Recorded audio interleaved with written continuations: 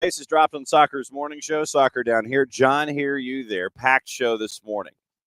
And just how packed is it?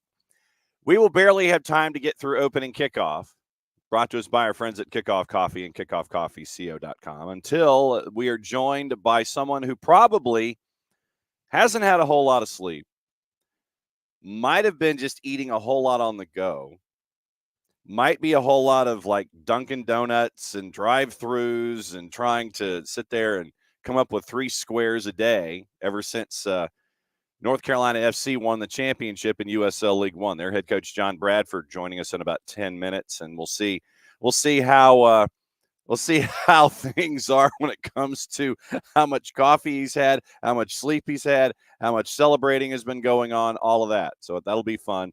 Catching up with the coach. It's been a while since we've had a coach on the show, and it'll be fun to see how things are after the Dogwood Derby goes their way, knocking off Charlotte Independence to get the championship in USL League One. 10 o'clock, it is Kaylor Hodges from the USL show, at Kaylor Hodges at the USL show on the 280-character app, joining in his normal 10 o'clock time slot. We'll go over the USL League One title game. We'll go over the the conference finals in USL Championship, and we will lay out the championship, where Phoenix has conquered the entire state. They may as well just annex California now, almost like the movie Americathon, but in reverse, where Phoenix has knocked off 3 consecutive teams from the state of California. We'll get into that with Kaylor. We'll get into the championship preview. We'll look at the finalists in USL Championship when it comes to the postseason awards and see if the USL show guys agree with the assessments, although I know the fact that Jack Gurr was not part of the MVP, up for Defender of the Year, but not part of MVP voting. That probably has already rubbed Kaylor the wrong way, and we'll go over all of the finalists that have been a part of that conversation as we go. Then at 10:30, as always, it is Niko Moreno hopping in, and it will be Thursdays with Niko, where we go over everything Major League Soccer and playoffs and cards and penalties and suspensions and all of that. And we'll try to pin that in the final half hour of the show. At 9:30, we'll go over what happened last night and yesterday, because apparently it was another very, very busy VAR day. A VAR day. Not Jamie Vardy, but just a VAR day in general. So our friends at VAR were very, very busy, and we'll go over what happened in the Philadelphia match with New England and Mark Anthony Kaye, and we'll go over MLS playoffs and what happened in Champions League yesterday, because apparently Manchester United is less than pleased with what's going on. By the way, Prem and Proper coming out tomorrow.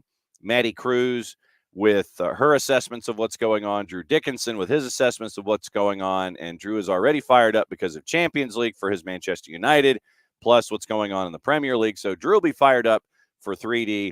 Maddie will come in, give her thoughts as well. Prem and Proper will be out tomorrow, in addition to our NWSL last game of the season review preview. That'll be happening as well. That's coming up on the network tomorrow. Also on the network tomorrow, 10 o'clock, Thomas Rongen. We catch up and find out more about the movie Next Goal Wins. So that'll be fun, catching up with Thomas Rongen tomorrow. And that'll be at 10 o'clock after, hopefully, our friends at Beyond Goals Mentoring. And always remember, the next time that Michael Parkhurst is on the show, the star sets the bar, and don't doubt Atlanta. So I've got to find that video. It doesn't exist, I don't think, out in the ether. And I've got to get that drop. I want the drop where Cap goes, "Don't doubt Atlanta." I want to drop that in as we've got stuff going on. So very, very busy show. John Bradford coming up in about 5 minutes. Then it's hour number 2, Kaylor Hodges, the USL show. Niko Moreno coming in at 10:30 for the last half hour of the show. And then we are off and running with everything going on with juice boxes. And actually, it's Thanksgiving side dishes. So Thanksgiving side dishes, all of the numbers, all the competitions. We'll let you know gossip, rumor, and innuendo, who's going where, when. If I could get my upper plate to work. So there's a lot of stuff to talk about this morning across the board. Opening kickoff brought to us by our friends at Kickoff Coffee. Morning, Alex. Kickoff Coffee and at kickoffcoffeeco.com. Covering up the QR code for hour number 2. I've got to figure out how to do that with a better arm. That's your QR code for our friends at Kickoff Coffee and kickoffcoffeeco.com.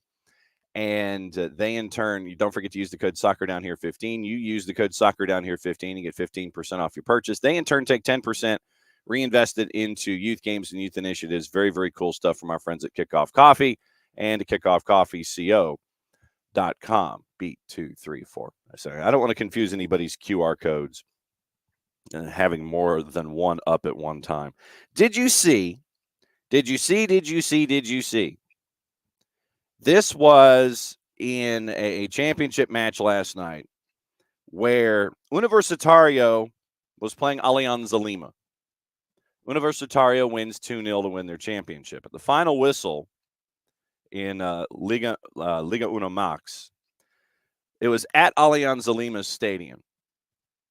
So, Universitario wins 2-0.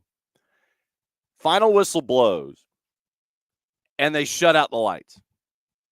Literally, they just turn the lights off. You won in our place. You won a title. I'm shutting the lights off. You go celebrate on your own. You go find another way to do it. Maybe turn the lights on your cell phones. You go ahead and do that. You ain't celebrating in our place.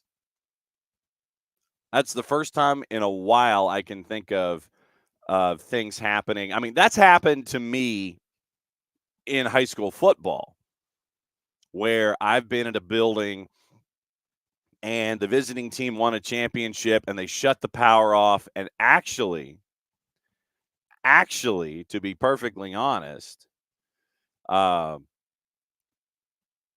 go ahead and go here. To be honest, when that happened, we were in a live broadcast. It was a championship game, and the visiting team won. So, literally, we're doing our post game, but all of our stuff on the ground is attached, all of our wireless material, it's attached to the audio setup that we had that was plugged in to that same run of cables and such. So literally, we're having to do a post-game show live. I can't hear the truck because the home team shut off all the power to like the scoreboard and anything that was essential. They didn't shut off the power to the overhead lights like they did at Alianza Lima last night.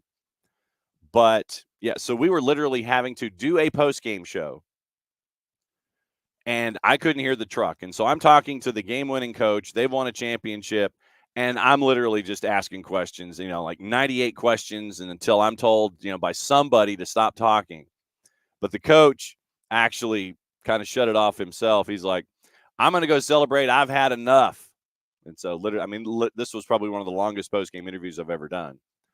But it was crazy. That's the only time that I've had like lights and power shut off on me, was in a situation like that. So I've had it happen to me in a professional environment. Universitario had it happen to them last night. They won a title at Alianza Lima. Alianza Lima hit the light switch. The game was over, and they were done. So I'm hoping that everybody from the stadium got out in one piece. I'm hoping that everybody got out safely. I'm hoping that everyone celebrated safely. But obviously it was going to be a little different, that folks were trying to celebrate, and they couldn't quite do it because they couldn't quite see their teammates. So the video's out there. It's pretty funny. But, yeah, that has happened to me where I've had to try and navigate a post-game situation without any power whatsoever, much like our friends at Alianza Lima and Universitario got a chance to do. All right, so that's story time with John. That's also your opening kickoff, brought to us by our friends at Kickoff Coffee, kickoffcoffeeco.com, covering up the QR code for hour number 2. So I don't confuse your QR code readers. There you go. Kickoff Coffee and kickoffcoffeeco.com. Use the code SoccerDownHere15. You get 15% off your purchase. Thanks to our friends at Kickoff Coffee and kickoffcoffeeco.com. They in turn take 10% reinvested into youth initiatives, youth games, brought to us by our friends there at Kickoff Coffee. All right, this one's going to be fun.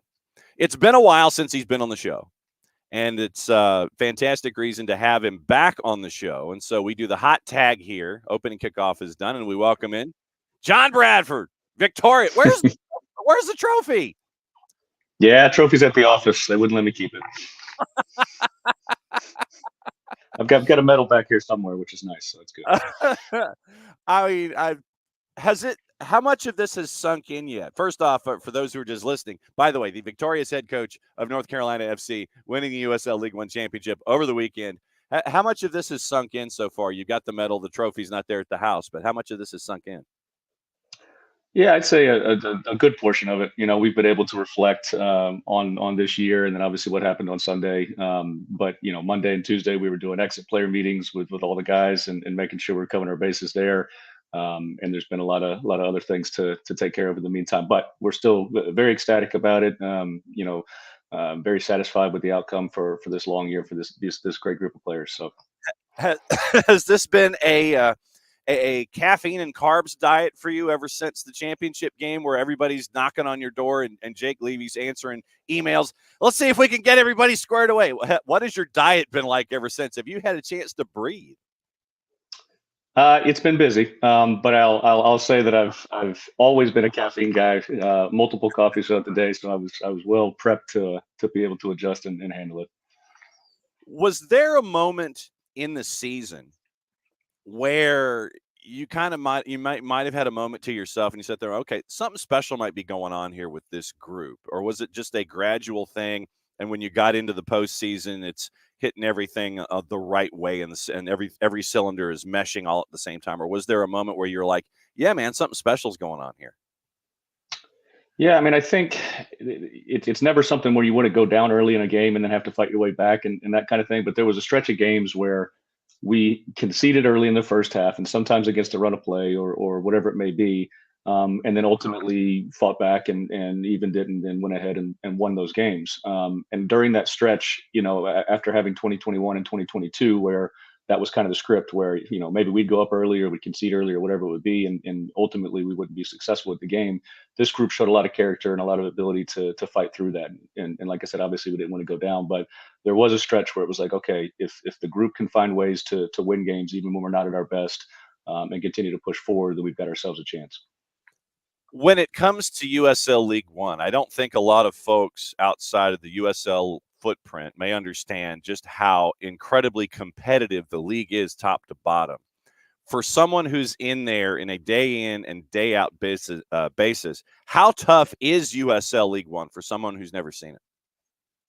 I think it's incredibly competitive. It's good organizations, it's good coaching staffs, and the player pool is very good. And I think there's the reason for that is because the players are coming in with different experiences and different motivations and that kind of thing. There's several guys that have had MLS experience, and this might just be a different moment in their career.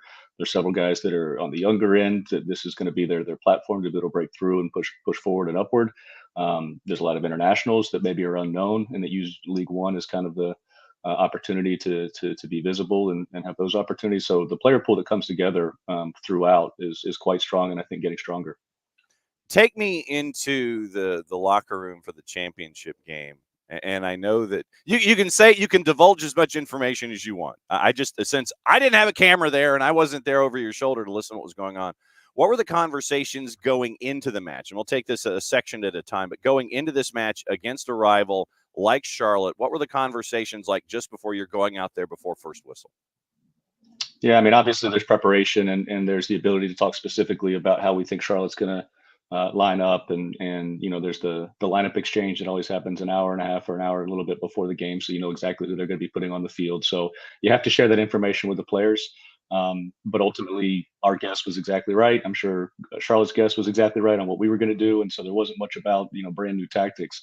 Then it just becomes a reminder of everything the guys have been through to get to this stage, and just the motivation to try to get out there and execute when the moment really matters. So then you go through 90, you keep going, you keep going. How crazy is it for you on the sidelines to try to make sure that everyone is still focused on the task at hand, you and the coaching staff? knowing that they're gassed, knowing that mentally they still have to be locked into a situation like this, and getting to that final end moment where you're trying to sit there and finally to determine a champion. How crazy is it when you're later than late, you're tired, you're more tired than tired, to try to keep everybody, including the coaching staff and all of the support staff, locked in so you guys can finish the deal?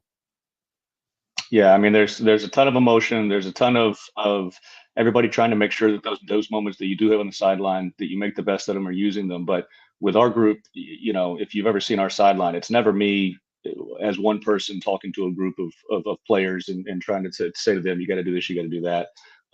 It's a collection of people that are all pulling in the right direction and helping each other. Sometimes there's guys that are gassed that usually have a voice, and maybe somebody else steps up and come on, guys, we got this. Let's keep going. There's multiple staff that are talking to each individual and that kind of thing, and in a couple different moments throughout that time that you have on the sideline. But overall, there's a belief, there's an energy. When we conceded on the corner kick, I think everybody obviously was disappointed in that, but quickly then turned to, okay, now we've got 15 minutes to make sure that our season ends the way that we wanted to, and did awesome to be able to pull that out. When it comes to PKs, you've got your order set, or at least you've got a good vibe as to what you want your order to be. Yeah. Yeah, absolutely. We spent a lot of time on penalties, as you have to once we got into the postseason. Whether it's every day after training and trying to figure out what the order is going to be, which players are going to be the ones that feel comfortable and confident to be able to get it done, and kind of go from there. And then from the goalkeeping standpoint, I think it was, in all honesty, it was helpful, obviously, to have Charlotte have to go to PKs at Omaha the week before and have a lot of same guys step up and go a lot of same directions. And obviously, we try to be prepared in every way, shape, and form throughout the season, and penalties was definitely one of those too. When you look at penalties, before the last words, once again, before you send the guys back out there to where they have to stand and watch and participate and watch some more and participate and watch some more, what are your last words for them in that group before they leave the touchline and the bench, before you send them back out there? Yeah, I mean, a bit of belief and a bit of just take a deep breath. This is not the end of the world, and all that kind of stuff. Go out with confidence and do something that you've done a million times before, and just do it in the best possible way you can.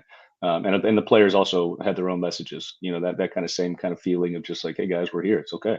Take a deep breath, go out there and just get it done. And ultimately, we have a ton of confidence in Brooks Thompson as well. We knew that he had to make one save. And then the guys had to execute, and it's exactly how it played out. Kid made an unbelievable save to push it on the underside of the crossbar. Each one of the guys that stepped up to take a penalty did so with confidence and quality. Worked out well. Yeah, safe to say it did. John Bradford, head coach of North Carolina FC, hanging out with us here on the morning show. When it comes to you and this particular season, did you learn anything about yourself as a coach during this run and getting a championship? Did you learn anything about yourself as a coach? I think I learned a ton, and learning from the other coaches in our coaching staff, learning from the players, learning from the game situations. Every season's a little different, and every game is a little different, and every group of players is a little different, and each locker room's different. So, everything that happened this year, I just tried to obviously do the best I could for the players and our staff in every way, but also learn. If this worked, if that didn't work, if this approach with that player didn't quite get the result that we wanted, or it did, and now we know that this is a different way to approach this guy in this moment. I think those are all things that are able to take away from and push forward with. All right, time to talk about your players a lot. And if you want to run down the roster and talk about how all these guys did some fantastic things, go for it. But I know a lot of folks look at the releases. It's like you've got 3 guys from the front 7 or 8 that are on the first team in USL League One. But when you look at this group of players, what has stood out individually and collectively about this group that got a title? So when I mention, I'm not going to mention player names because I know you can probably run through all of them. But when it comes to this group of guys, what has stuck with you about this group and about how they've evolved as players this season? Yeah, I think their competitiveness, in the training environment specifically, has been one of these where every single day, when the guys show up to work and they're trying to improve themselves and improve the team, there's a level of respect, but there's also a level of accountability that the training environment has been positive and tough some days and some hard tackles some days and some words some days, but always ends with a handshake and a let's move forward kind of attitude. And I think off the field, a team, I've said this in a few of the interviews I've done, a team goes through so much, that each individual player might have circumstances that they're dealing with off the field. There might be injuries, there might be, whatever. And when you have a team that's there for each other and continues to try to support one another, it absolutely translates onto the field. And those moments that are in need of somebody else to step up and kind of pull along a teammate or something like that, when that happens, I think it's all from the collective environment on and off the field. What's it like for you as a coach to see the players who at the beginning of the season are still trying to get adjusted to each other, try to figure out, okay, if I move here, you go here, you do this, you do this, for them to have each other's backs, to have that develop, to have those relationships develop. When you see the light come on for a player like, the player on the roster, and you see the collective come together, what's it like for you and the staff to see that light come on for these players? I think that's what it's all about. I mean, you see either a player step up for one another, or you see a player improve something that they weren't maybe didn't think they were capable of doing in the past. But I've been in professional soccer now for a little bit, but youth soccer for a long time prior, and parallel. And to see player development, to see player improvement, and whether that's learning how to do something better on the field or just improve their mindset and their ability to affect the environment. That's why I'm in this, and so when you see those things happen on the field, it's the whole reason we do it. And now there's no rest. I mean, first off, you're doing all these interviews, but there's no rest for North Carolina FC, because the kind of the nudge into the sternum, the elbow into the ribs, it's like, hey, you won promotion, and you're heading to you won promotion from USL League One. But the move was announced that North Carolina FC was heading back into USL Championship after a couple of years in USL League One. And I know that the work has probably already started in some aspects, but when you look at USL Championship, because the championship is coming up this weekend, when you look at USL Championship as an entity and what you're stepping into with this group, what are you most looking forward to, and what's on the to-do list that you have to cross off now? Yeah, and I mean, you said it best. We've had to have already kind of been parallel with how we finished this season, and obviously fully focused on trying to win a championship, like the guys were able to do. But because of the rules and because of the way that the contract and the notice of communication is all structured, you have to start having conversations with players that are going to be available. They've got this July 1st notice of contact thing. So anybody that's out of contract in November, people can start talking to them from outside clubs as early as July. So it's kind of crazy, but at the same time, you have to have these conversations, because otherwise you don't know how that's going to play out and if you're going to miss an opportunity with a player. So we've been kind of slowly building the roster already for next year, having conversations with our current guys that we'll be offering contracts to as we go to the championship, and really excited about all of it, to be honest, because the support from the owner Steve Malik and the front office. Maybe potential new investors on the men's side. I mean, there's a growing momentum that's going to allow us to come into the USL Championship, back in the championship where we were before, at a high quality, and put together a good product on the field and help our fan base continue to grow and come back to us. So there's a lot of exciting things happening with the club right now.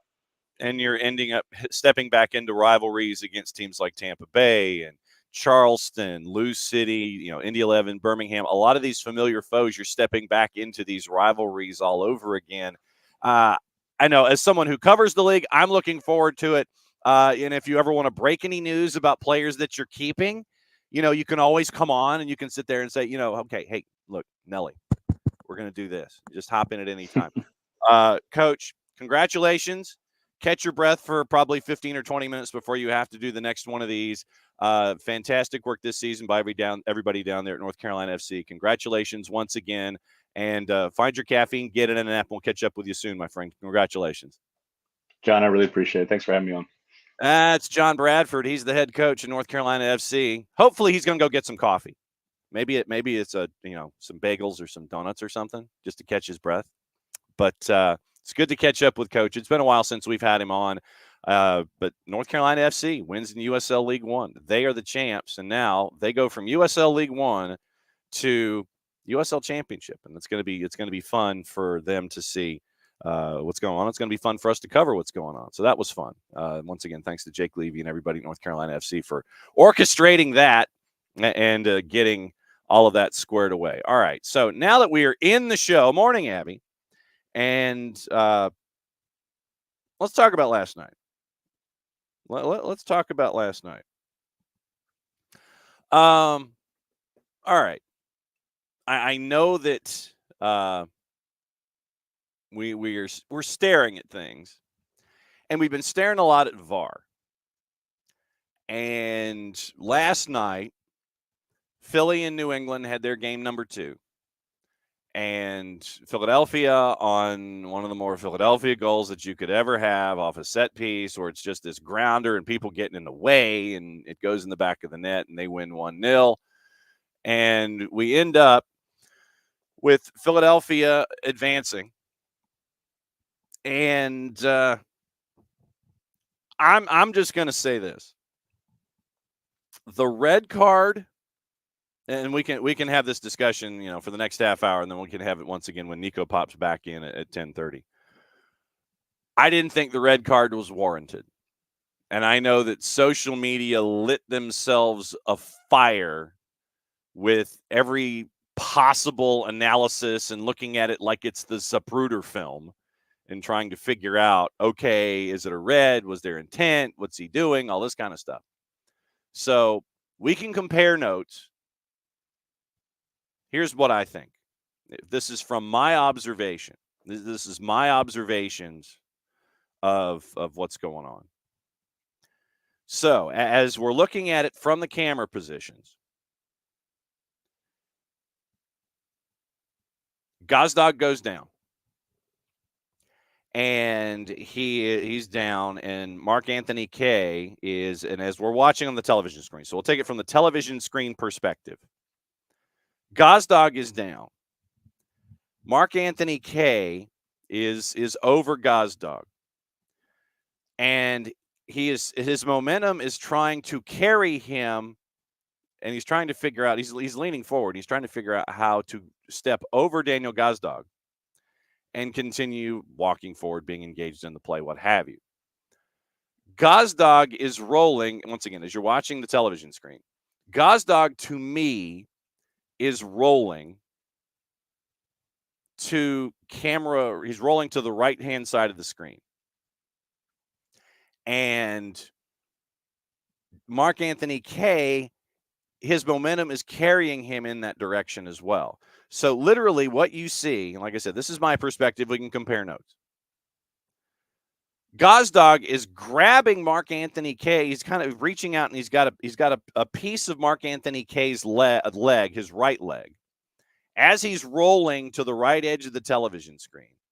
And Mark Anthony Kaye has no choice to try to figure out where to step.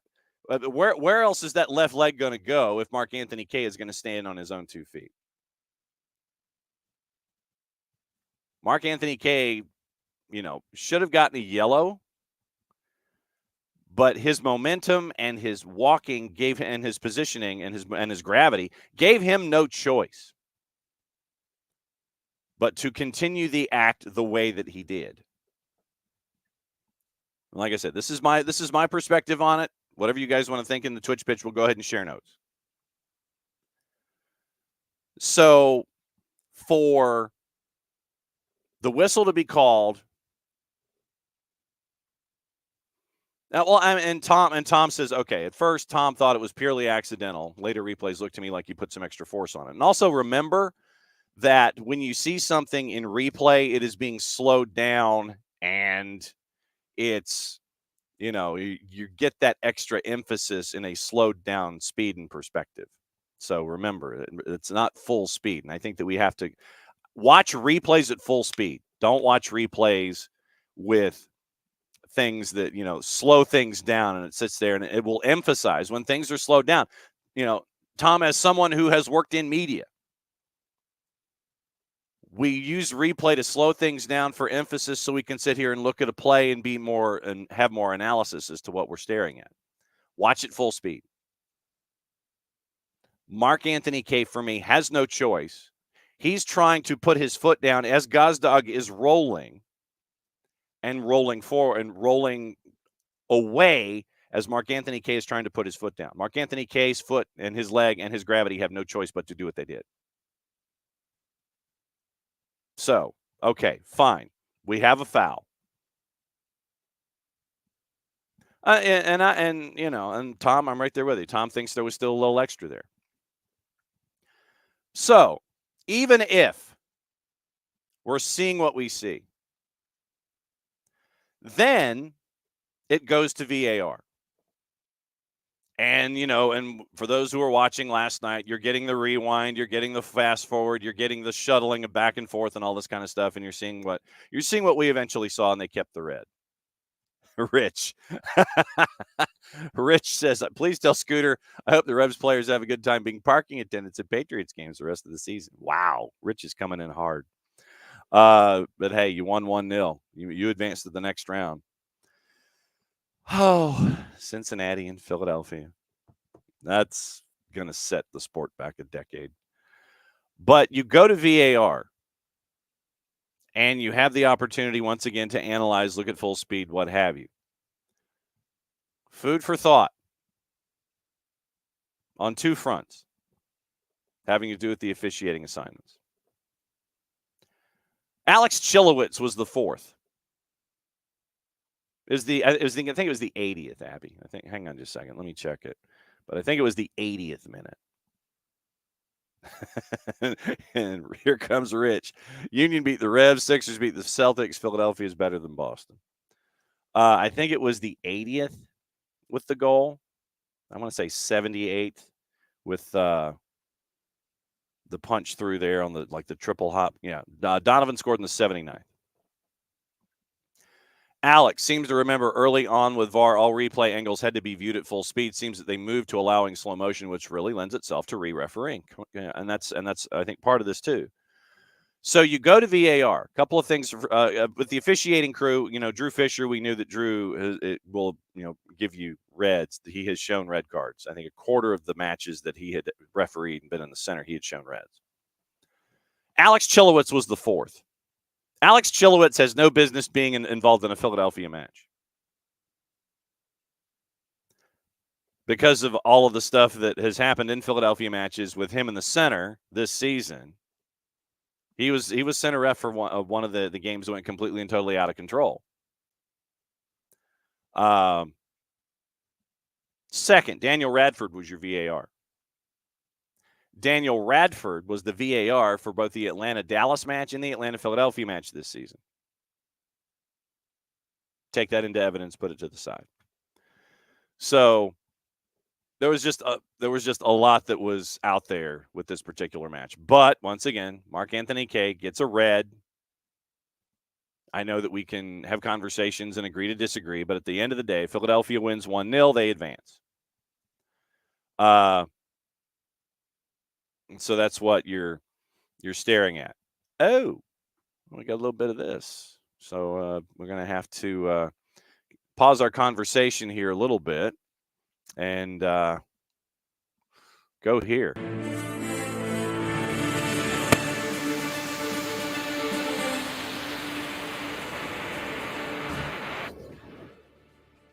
Breaking news this morning.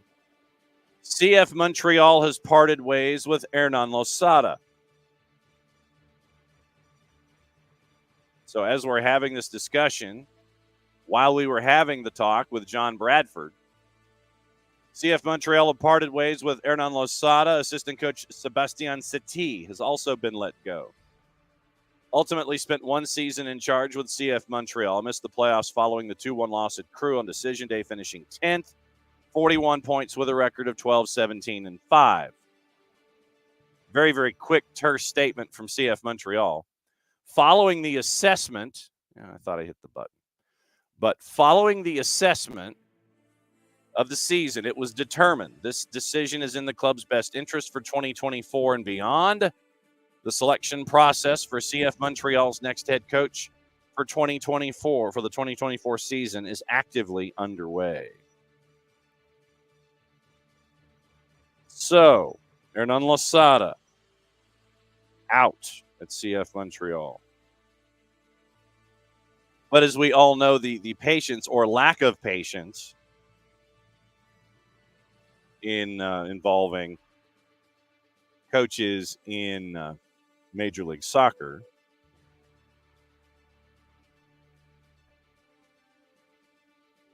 It's out there.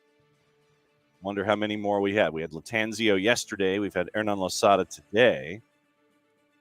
Another round of questions about hiring Hernan Losada in the first place. Didn't work at DC. CF Montreal is going to sit there and be like, well, yeah, okay, come on in. And see how that went. That didn't quite go well. So, Hernan Losada out. So a third of the league with changes this season. All right, so let's do the math. Let's do the math here. Let's look at the standings, and we'll sound off here. New England, Red Bulls, Charlotte, Montreal, DC, Chicago, Toronto. Half of the Eastern Conference. 7. In the West, Portland 8, Minnesota 9, Colorado 10. So 10 of 29. And if I'm missing somebody, let me know. But 10 of 29. Yes. So the third, literally it's 10 of 29. So, Tom, you are absolutely correct. Yes, Miami, 11. So 11 of 29. Thank you, Michael. So 11 of 29 so far. Keep an eye on that. Put that in the filing. And with the coverage that happened last night on the televisions, we'll go over this here in a second. But that is not a correct statement. The statement that is on the screen. Tom, more bothered by the announcers saying Atlanta is the only East team that could not host the final. Missing something. They were wrong. Well, they're wrong. Because points-wise, Atlanta's at 51. Right now, RSL's at 50.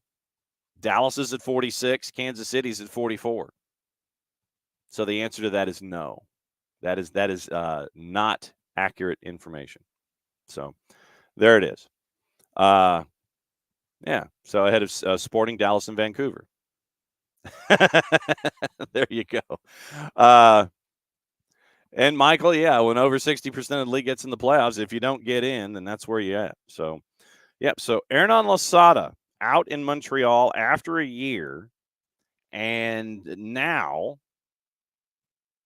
you wonder. You're sitting there and you're wondering, all right, now has Hernan Losada turned himself into an unhirable individual? So we'll see what happens there. But yeah, food for thought. Daniel Radford was VAR for 2 matches that we know here in the Atlanta footprint, Dallas and Philadelphia, the 3-2 Philly game, by the way. And Alex Chilowitz was the 4th last night. But the VAR discussion continues, especially in Major League Soccer. And apparently it happened yesterday. And like I said, I didn't get the chance to watch Champions League yesterday. But apparently in the FC Copenhagen Manchester United match, you had VAR, you had penalties, offsides, handballs, and people are calling this a meltdown. A meltdown for Manchester United. Erik ten Hag has blasted the refs and VAR for a harsh Marcus Rashford red. So literally, I mean, at this point, legitimately, at this point, this is where we are. We're to the point where Bart could have his own damn show about VAR on a daily basis. And while that's great for filling content and filling space, VAR down here on a daily basis,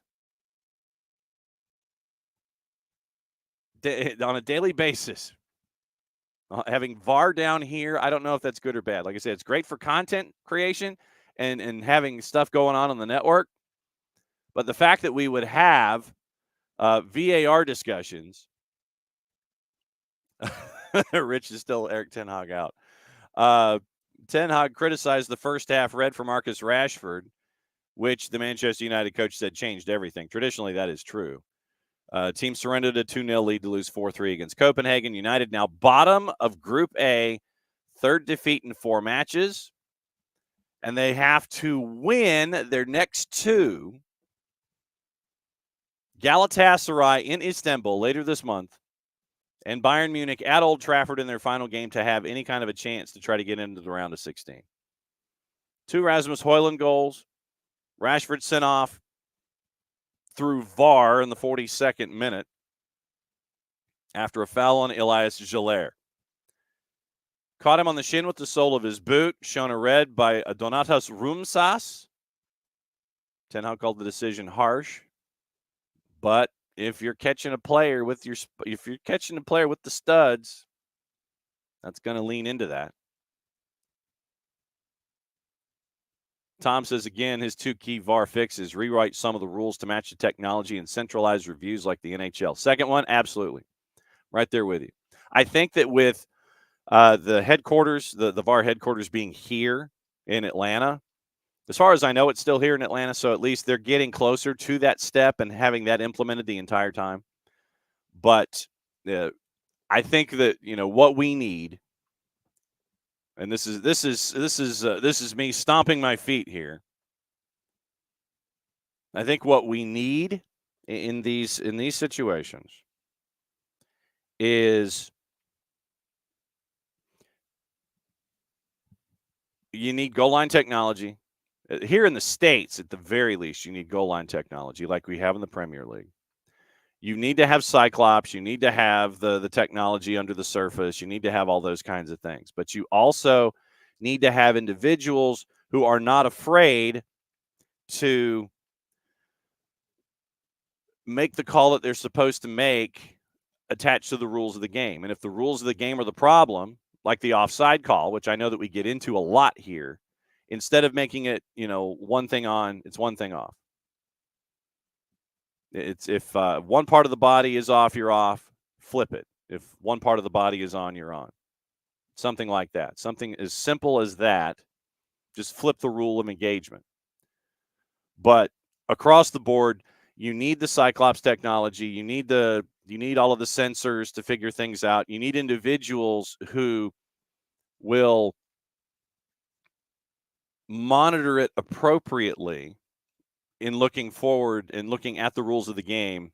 Morning, Ropes. Morning to Chicago as well. And you have to look at these things and monitor them appropriately.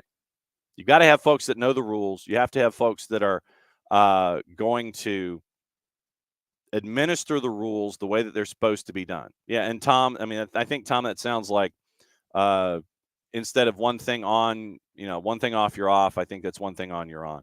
Take the arms and legs out, make it only about the shoulders. But you got to have folks who are confident in the application of the rules process. You've got to have folks that have to know the technology and know how to draw and use it. If you're going to do the pitch technology to figure out offside, X, Y, and Z axes and all that kind of stuff, you got to have folks confident to draw. You've got to have folks that know the rules of the game, and they are confident in their administration of the rules of the game. Because if you don't have these confident individuals, you're going to have folks who are looking for something. And that's the other thing. You've got to have a time limit.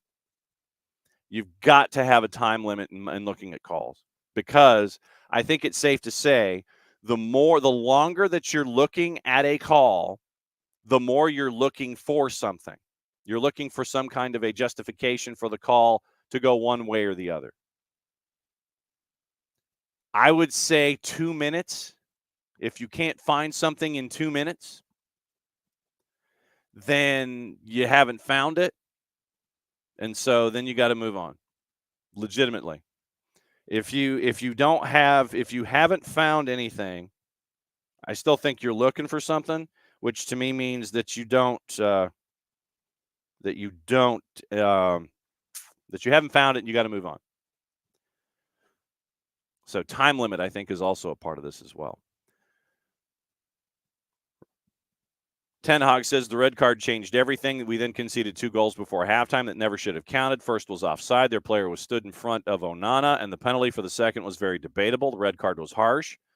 Rashford went for the ball, but the referee had such a long time to make it a red card. When you freeze it, it always looks worse, to the discussion we were having with Philadelphia, New England. They took so long to make a red card out of it. Very disappointed with the decisions. Game was never meant to be like this. Decisions have to be made. Wrong decisions can be made, but 3 such tough decisions went against us. United have now lost 9 of 17 in all competitions this season. 9 of 17. First time in European competition, the Red Devils lost a game when leading by multiple goals, having won 78 and drawn twice. Ten Hag said the players will soon get the break he believes their performance deserves. Quote, it's clear. Very disappointed because we play very good. We started the game so well, our best minutes of the season, but the squad is resilient the whole season. So many decisions are against us, but every time there is spirit and fight, we'll keep going and it will turn in our favor. Football is a game of mistakes. We didn't do everything right. Even with 10 men, we dictated the game. We didn't do everything, but we did many things right.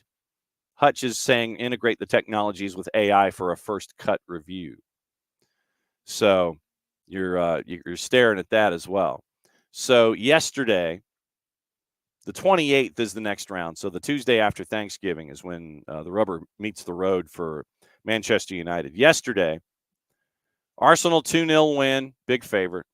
Bayern Munich a 2-1 win, big favorite. Copenhagen at a plus 338 got the win. PSV favored at home beat Lens. Real Madrid big favorite at home beat Braga. Inter favored on the road beat Salzburg. Napoli and Union Berlin is probably the result of the day, the 1-1 draw. And Real Sociedad favored at home beat Benfica. We've got Europa League today. We'll get into that coming up in just a little bit. Standings and what to watch and gossip, rumor, and innuendo before Kaylor Hodges joins us at 10 o'clock to talk USL. Group A, Bayern Munich's off and running. And I think they need basically they're 8 points clear with 2 to go. So I think Bayern Munich has clinched Group A. Now the fun starts. Copenhagen, Galatasaray, Manchester United all separated by 1 point. Group B. Arsenal 4 points ahead of PSV, and Lens, PSV's ahead on goal difference. It's 9 points for Arsenal, 5 for the other two. Sevilla's at 2 points. Looks like they're heading to Europa League, but they've got to get that third spot. Might be Lens. Group C, Real Madrid, 5 points clear, 2 matches to go in the group stage, ahead of Napoli. Napoli's at 7 points. They're 4 points clear of Braga. Union Berlin got their first point in the group stage, but they're 2 points behind Braga with 2 matches to go. Group D, Real Sociedad and Inter are tied at 10 points apiece. They're going through in Group D with 2 matches to go. Now it's up to Salzburg and Benfica to figure out who's going to go into Europa League. Group E is a mess. Atleti, Lazio, Feyenoord, 8, 7, and 6 points. Celtic, 1 point. They've given up 12 goals in 4 games. Group F, Dortmund, PSG, AC Milan, Newcastle, 7, 6, 5, 4. 2 matches to go. Group G, Manchester City, 3 points up on Leipzig. They're advancing. Now it's up to Red Star and Young Boys to figure out who's going to Europa. Group H, Barca, Porto, 9 points each. The big win for Shakhtar puts them at 6 points. Pretty much solidifies them at the very least for Europa League, because Antwerp would need to win and make up a massive goal difference. But Shakhtar's next match is with Antwerp, and Barcelona and Porto play next in 3 weeks' time, 2.5 weeks. So Shakhtar could be a part of this discussion heading into the last match day. Very, very interesting. Very, very cool. Congrats on them. And if you haven't had the chance to see it, I'm going to say subtle plug for the documentary that is on Shakhtar on Paramount+. Also, let's see if there's anything I'm missing on the board when it comes to any kind of news. Keep an eye on this. From Maxi Puglisi, who follows River Plate. Atlanta United, Chicago Fire interested in David Martinez. Already been contact between the parties. Offer expected to arrive in January. The defender welcomes a chance to go to MLS. So keep an eye on David Martinez and Atlanta United. So Chicago Fire and Atlanta United. All right. Gossip, rumor, and innuendo. Let's see. Kaylor Hodges joining us in 6 minutes. We'll get through all this stuff and get you through the the matches of the day with Europa League and Europa Conference League. Since today is a Thursday, we're still in the group stage. And you've got like 9 gazillion matches, so we'll try to get the highlights here in Europa. 12:45 and 3 o'clock is when the matches are. You can catch them all on Paramount Plus. Make sure you have your remote handy or just watch Golasso Show. Brighton at Ajax, favored. Royal Union at Lusk, favored. Villarreal minus side at Maccabi Haifa, favored. Bayer Leverkusen, favored. Big favorite at Karabag at 12:45. Rennes favored against Panathinaikos. Servette favored, hosting our friends from Sheriff Tiraspol. Slavia Prague is a home dog with AS Roma coming to town. Toulouse and Liverpool. Toulouse is a massive underdog at a plus 650. 3 o'clock. AEK, our friend Matias Almeida, going up against Marseille, favored at home. Atalanta, big favorite against Sturm Graz. Betis, big favorite against Aris. Freiburg, massive favorite at home against TSC. Haken and Molde, they're thinking draw. Rangers on the minus side hosting Sparta Prague. Sporting, big favorite at home hosting Rakov. And West Ham, big favorite at home hosting Olympiacos. So that's your Europa League today. And Europa Conference League is also today. Once again, 11 gazillion matches. 10:30, by the way, because it's at Astana in Eastern Russia. FC Astana is hosting our friends from Balkani, Azerbaijan. That was where I was trying to, the Russian Republic. So it's in Azerbaijan at 10:30 this morning. They're favored at Balkani hitting the road. 12:45. Besiktas favored at home.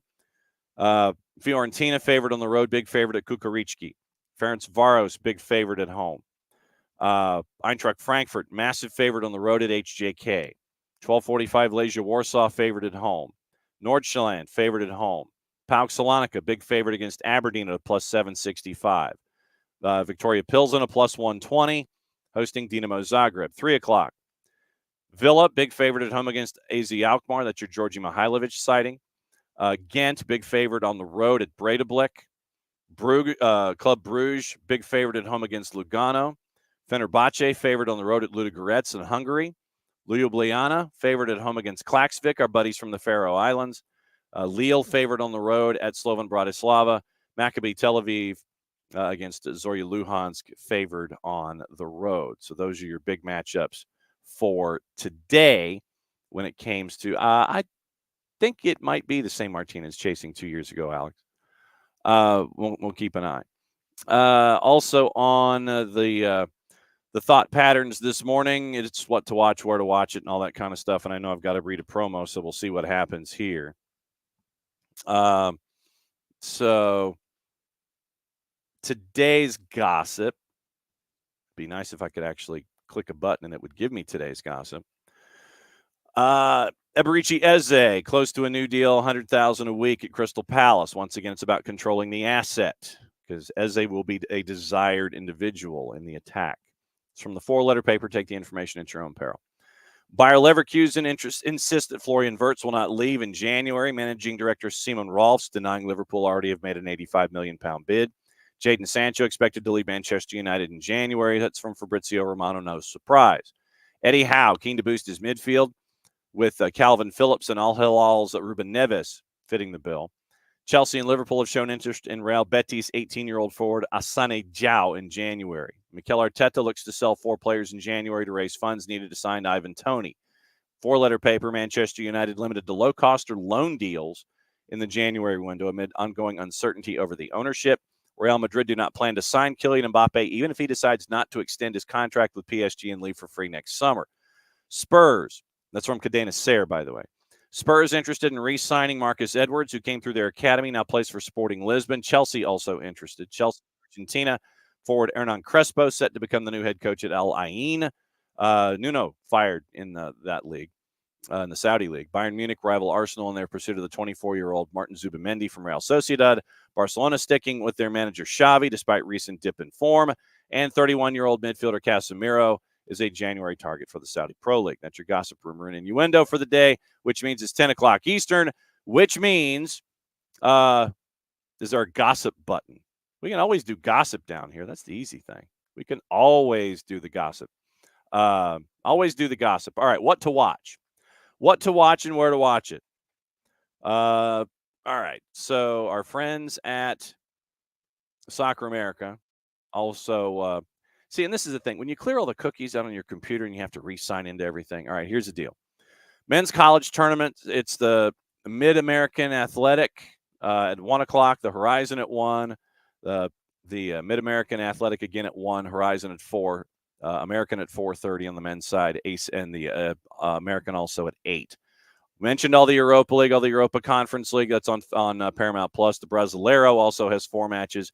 Corinthians, Goiás and Santos doubleheader at 5, doubleheader at 6. Bahia, Cuiabá, Botafogo, and Grêmio. So a lot of it is European stuff today. And so since it is 10 o'clock Eastern time, hour number 2 starts here on your Thursday with this guy, Kaylor Hodges. And Kaylor's ready to go. Kaylor, obviously, we have to start things off by discussing the League One final in the Dogwood Derby. We had John Bradford on in hour number 1 as his tour of all of the media continues. Yep. But it goes all the way to the end, and North Carolina FC gets promoted in a way. I mean, they won promotion. They were getting promoted anyway, but they won it. Yeah. They won it. This is the pro rel at home situation, you know. Yes. Look, it was fun. This is what we kept coming back to on the USL show on Tuesday, was that this was just fun. Like we were watching it, and it was definitely one of those things of, these are two really good offenses. The attacks for these two teams are incredible. But the first 90 minutes, it felt like neither team wanted to make the mistake to give up the goal. Neither team wanted to really commit fully, because if they committed to their attack, they would maybe give up a goal. And end up just kind of being a cagey match that was still fun to watch. It's not like it was a boring watch by any means. And then you get a goal for Charlotte, and you're thinking, oh man, this is, you kind of hate this for North Carolina. Charlotte really does have the magic touch. And then one of the best center back holdup plays I've seen in a long time from a corner, and then kind of just gets passed back, and then shot taken. And honestly, one of the most heartbreaking equalizing goals, Pack, who had been easily the best goalkeeper in the league, gets credited with an own goal in the dying minutes of the match to force it to penalties. You look at Pack and you just say, could this get any more poetic or tragic than the best goalkeeper in the league giving up an own goal? That's not really an own goal. I understand that it is, but just bouncing off the frame, off of your back when there's nothing you can do. It's not like you kicked it into your own net. Yeah. It just bounces off of you and it goes in. And it's so tragic. And then Brooks on with one of the better penalty saves, tipping it onto the bar. I mean, it was just fun. I've gone back and watched it a couple of times, just that penalty shootout, just because it was just a fun match. And you look at, I mean, I know that we're going to focus on North Carolina FC, but when you look at from 30,000 feet, the season in USL League One in general, now that North Carolina FC is leaving, but you're bringing more folks in, and you're going to continue to have 12, I think, next season. When you look at what we saw in USL League One, what sticks in your mind from the whole? It kind of continues to be the same story that it's been since year one, and that League One is utter chaos. Not right. League One is just utter chaos. I had the horrible take that Omaha was going to miss the playoffs at the halfway point of the season. Boy. I said that this was going to be the year. I felt like they had no identity, and I'm not going to say to be fair, but at the point they didn't. And then they go off a 14 unbeaten run. Yeah, I know. What? I mean, it's ridiculous. You have teams like Fuego who, were kind of a laughing stock, and I hate to say it, but they did deserve it. They absolutely deserved it for what was going on. Right. And now they bring in Jermaine Jones. Chaos. Yeah. Which, by the way, we did a presser with him, and he's incredible. Oh, yeah. I fully am invested into the Fuego project going forward. You look at Forward Masson, they made the splashes to get into the playoffs, and their defense was incredible. But in this league, it feels like defense doesn't matter. Like when your Golden Glove winner is giving up almost a goal a game, it just shows you that defenses don't matter in this league until you get to the US Open Cup, where League One loves to have a field day because Uh-huh. the league is stupid and it's so much fun. I watch every single League One match because you never know what you're going to get. It is just a blast to watch. And that's kind of my takeaway, as it always is every single year. Okay.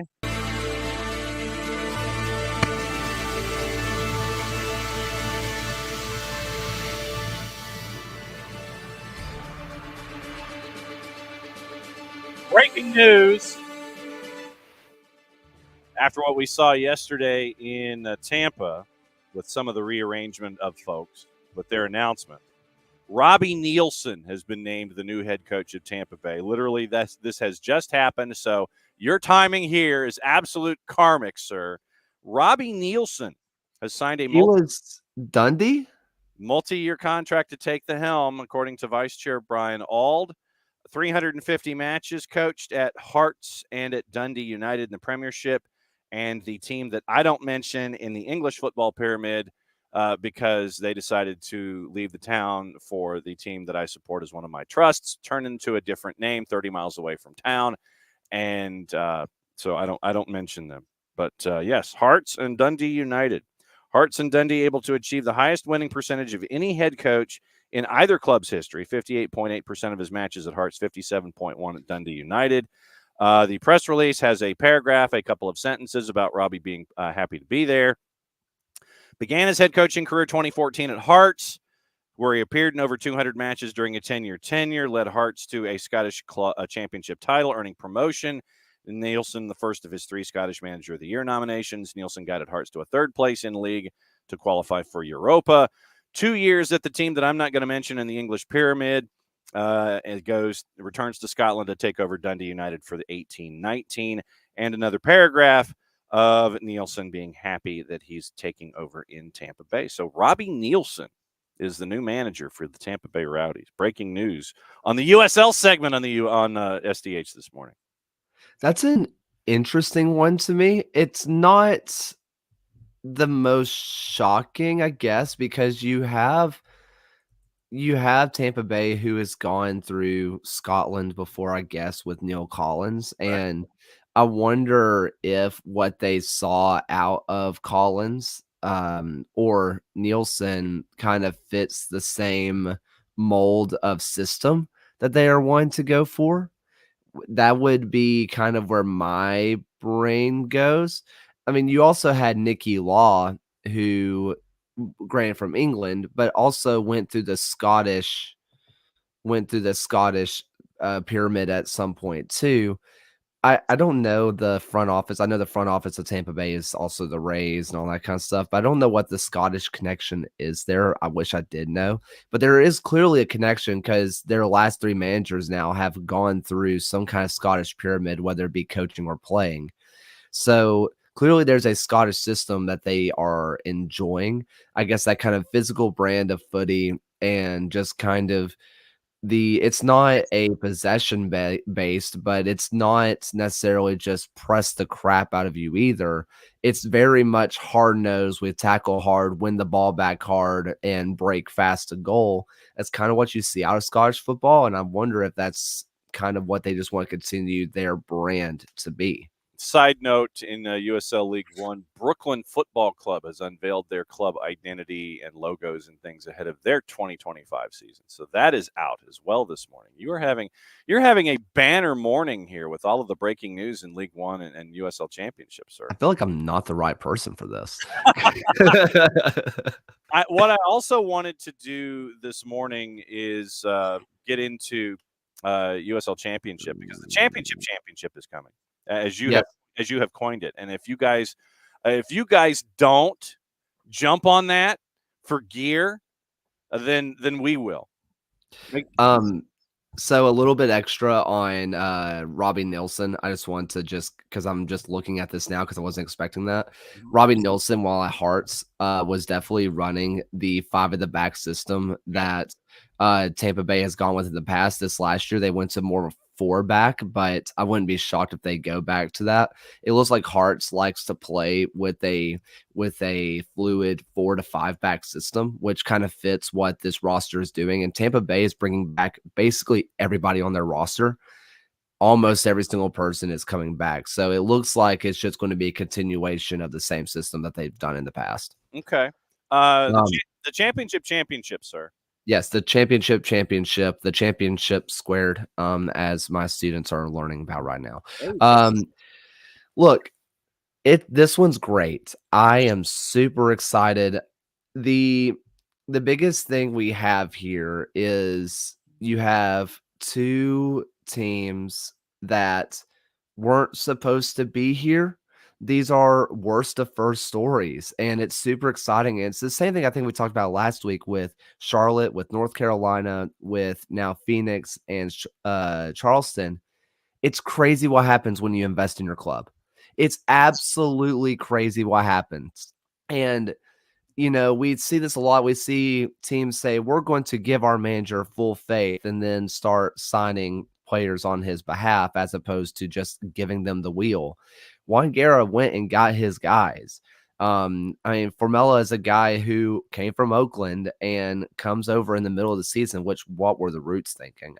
Anyway, they go get Armanakis. You go over to Charleston, not as much wheeling and dealing during the season, but they get Segbers and they completely revamp that team. Both these teams said, we trust our manager. You are either going to live on the sword or die by the sword, pretty much. And if you screw this up, you have to fall on it. And guess what? They haven't. Charleston has had players like Arturo Rodriguez has been absolutely crazy. Yakaza has been my personal MVP of the playoffs. Yakaza for Charleston has been the best player to me, but Arturo Rodriguez is making a real push for that. Right. And then you're looking at Phoenix, who you say, which attacker do you want to give the credit to? Is it Formella? Is it Quesho? Are you going to maybe look at Danny Trejo? Arteaga is a guy who was their most goals, I think, this season on the bench for them now. Armanakis is, starting on that right-hand side. They have so much attacking talent to play with, and they can rotate them all around. You can have Danny Trejo play on the left. You can have him play up top. You can have Formella play up top or play as a 10. You can rotate everyone around. And then, you look at this Charleston side, and the thing that Charleston does best, and I'm always impressed with, they force you to play the game that you hate. Mm-hmm. They manage their system is whatever you don't like.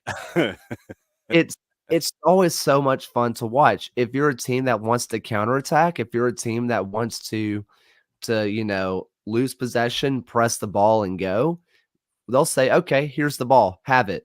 You can't do anything with it. If you're a team that wants to hold possession and do that, they're going to press you and hold it themselves. They won't let you touch it. They are so good at forcing you to play the game that you hate. This is going to be a really fun cat and mouse game between the two. All right, let's do this.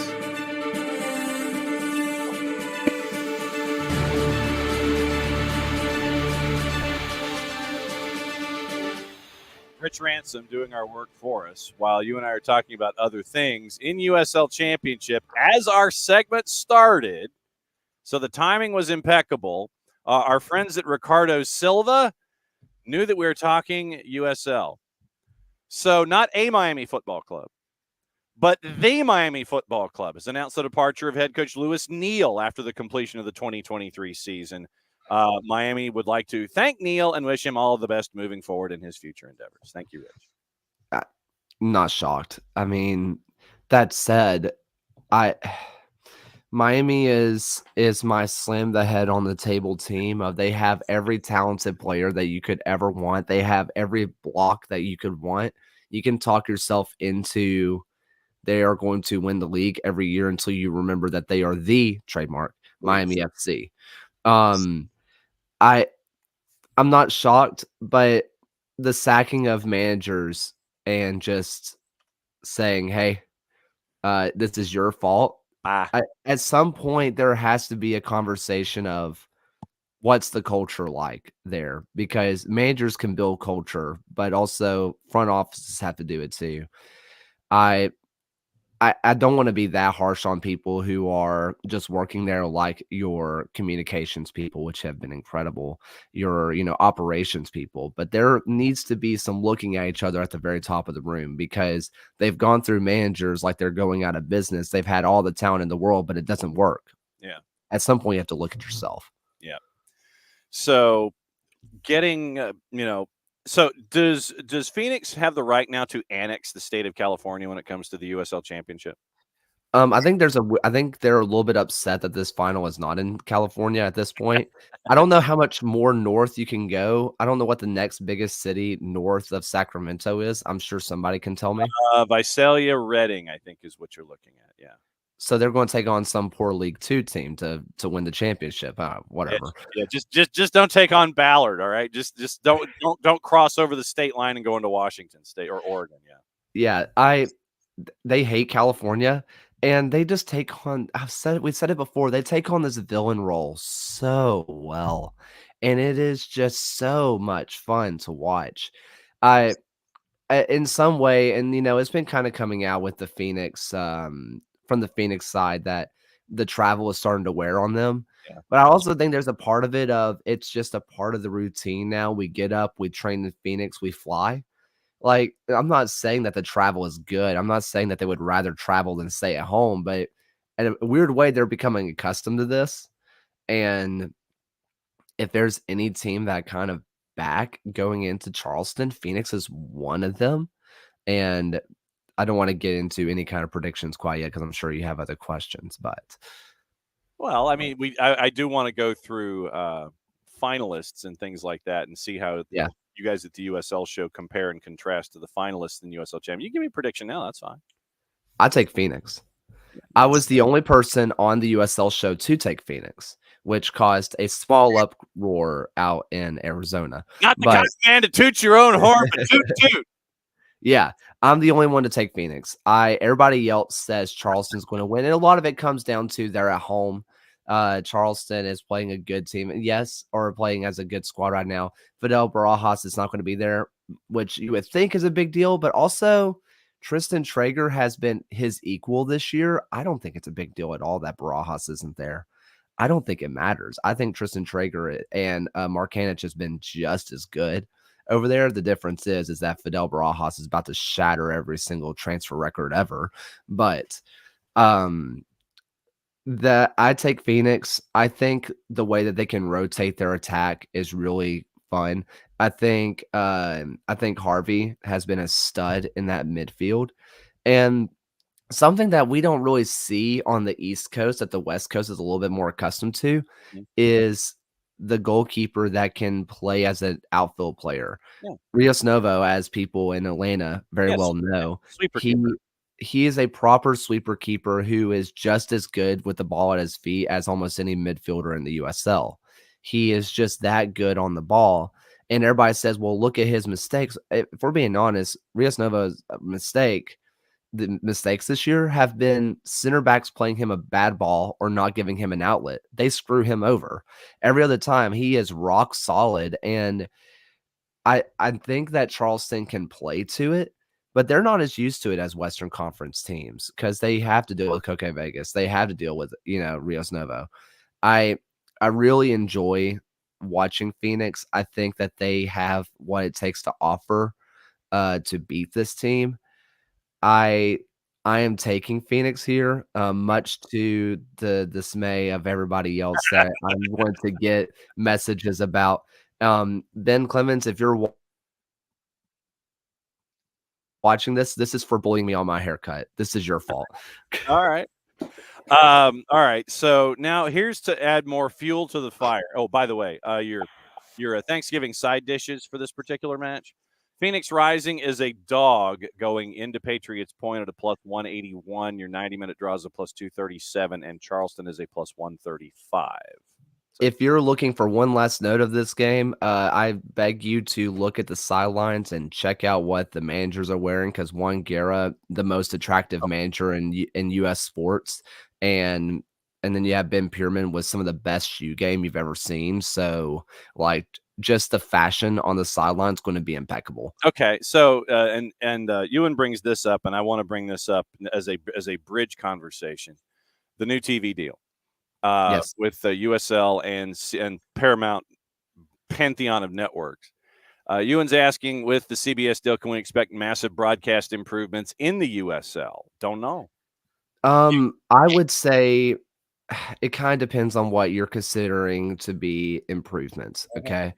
Because maybe we said on here, maybe this was the USL show, everything blends together. But there's only so much you can do with Cashman. There's only so much you can do with baseball fields, right? There's only so much. But I think what you're looking at the CBS deal, and I don't know if John has posted this, but I'm going to kind of just say it and hope that he has. 90% of USL matches this year or this upcoming year are going to be broadcasted for free. Mhm. Okay.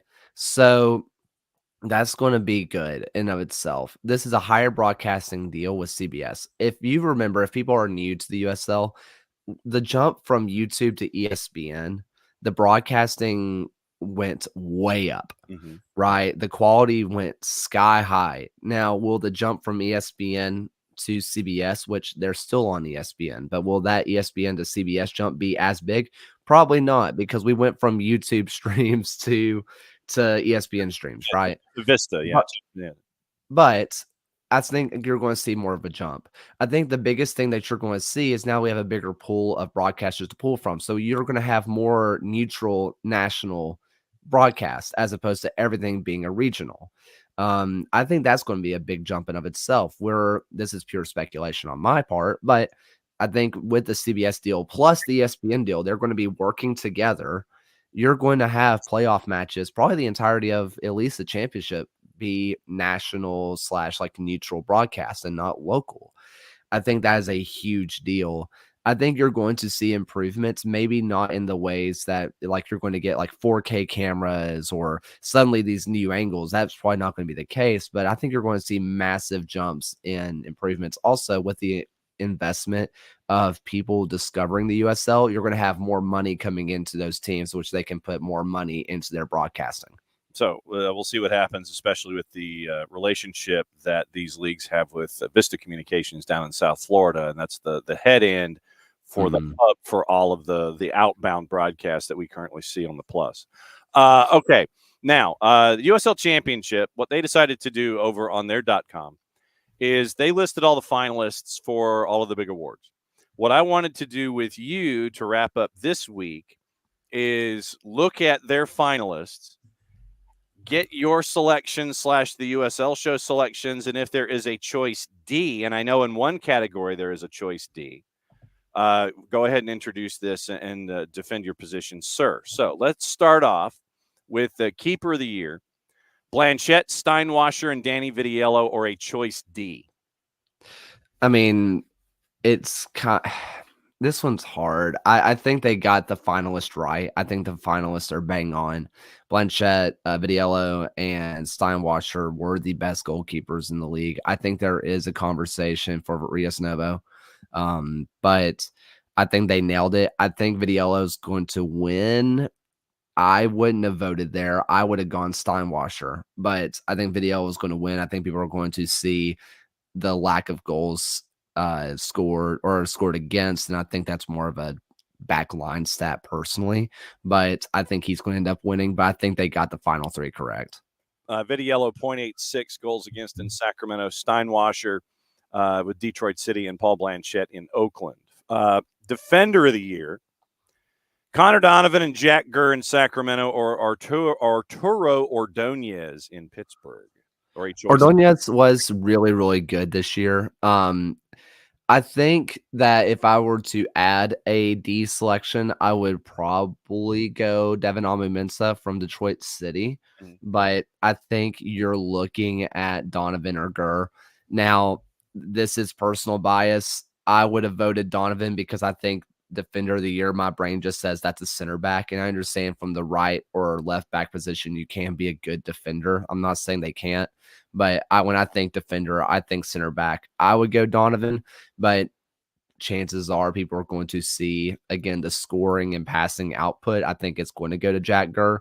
Not upset with that whatsoever, but I think people are going to get caught up in attacking numbers and not defensive numbers. Coach of the year, Mark Briggs, Sacramento, Bob Lilly, Pittsburgh, Ben Pierman, Charleston, or a choice D? Man, I think the right answer is going to be Bob Lilly. I think that's the correct answer. You don't win the players what is it? Is it the Players Shield? I always forget. You don't win it without being a heck of a coach. And the way he's pulled that team together when we thought they had zero talent was incredible. I think that Pierman's going to win it because he's kind of the sexy name in the USL right now. I think people are going to see what Pierman did with the big point jump. I think the right answer is Bob Lilly, but I think Pierman's going to win it. What about styling and profiling Juan Guerra out of Phoenix?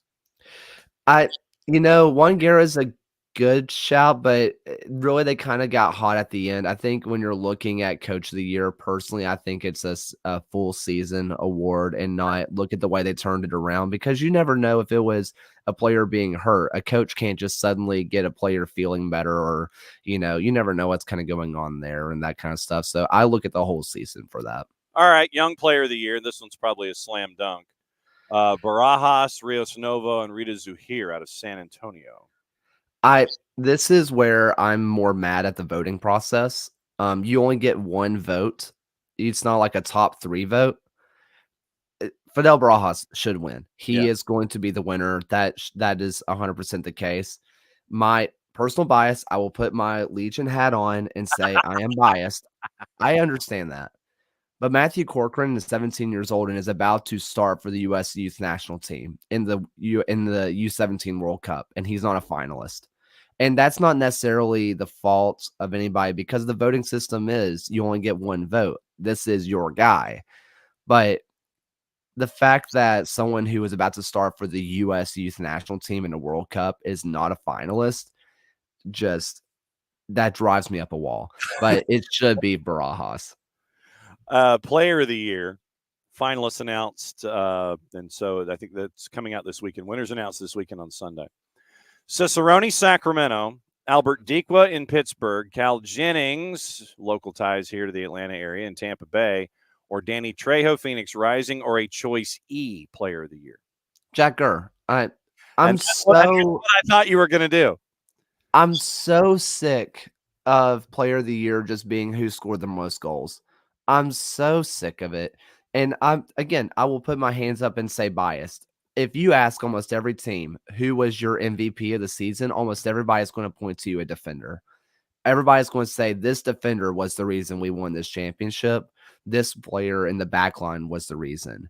Last year, I would have voted Tanner. Last year, I would have voted Amu Mensah if he was healthy. This year should have been Jack Gurr. People saw the scoring stats and say, this is the most valuable player, but it's Jack Gurr. He was the best player this season, and it drives me up a wall that he wasn't even a finalist. Did I expect him to actually win it? But I thought at least somebody would say, yeah, he deserves to be a finalist. Just that one drives me crazy. And Rhode Island FC has announced their wicked good mascot, Chip the Harbor Seal. Sure. It looks pretty cool. It does look pretty cool. I will say the 2 signings that they have made, Flynn and Koke, are incredible. What Connor Smith has going on up there, if he can build even a somewhat decent lineup around those 2 players, let alone if they can continue to make splashes like that, Rhode Island is going to be contending next year. Yep, we get to learn from Michael Parkhurst on a bi-weekly basis about what's going on up there at Bryant / their new building. All right, what's going on at the USL show? Hey, next week we have our final show of the season. We're starting the process of the history of the USL, which is going to be fun. And we're in the process of figuring out what is going to be essentially a tactics week or a tactics episode of players coming on and talking about their most recent game on what they talked about. Nothing confirmed on that, but it's something that it is in the process. It's in the weeds, and it may not be weekly, but it'll at least be like a bi-weekly, monthly kind of thing. So we're super excited about that. Kaylor Hodges at the USL show, and Kaylor's coming back, and bring back as many folks as humanly possible this time next week, and we'll put a bow on the championship, anything else on your mind, and we'll just keep rocking and rolling. Thanks for hanging out as always. Nice haircut. Appreciate it. Thank you. Be good. That's Kaylor, and so it's good to catch up with him about the championship, and having two pieces of breaking news while the segment was going on. So very, very cool. Ewan, to your question, I think that especially for the big ticket items on USL Championship and League One, when you get to the later games in the schedule and things like that, it will be a big CBS production. You probably won't have as many cameras, but you think of how things are with, say, like the NWSL productions that you see on big CBS, those kinds of things, the remotes. I think this weekend might be a good indicator for how things may look, because of if you see what you're going to see with the NWSL final, with all the programming on Golasso, all the lead in, all that kind of material, I think that's what you're staring at, probably with the USL programming when that comes to the fore as well. So really looking forward to seeing how it rolls out on the Paramount Pantheon of networks.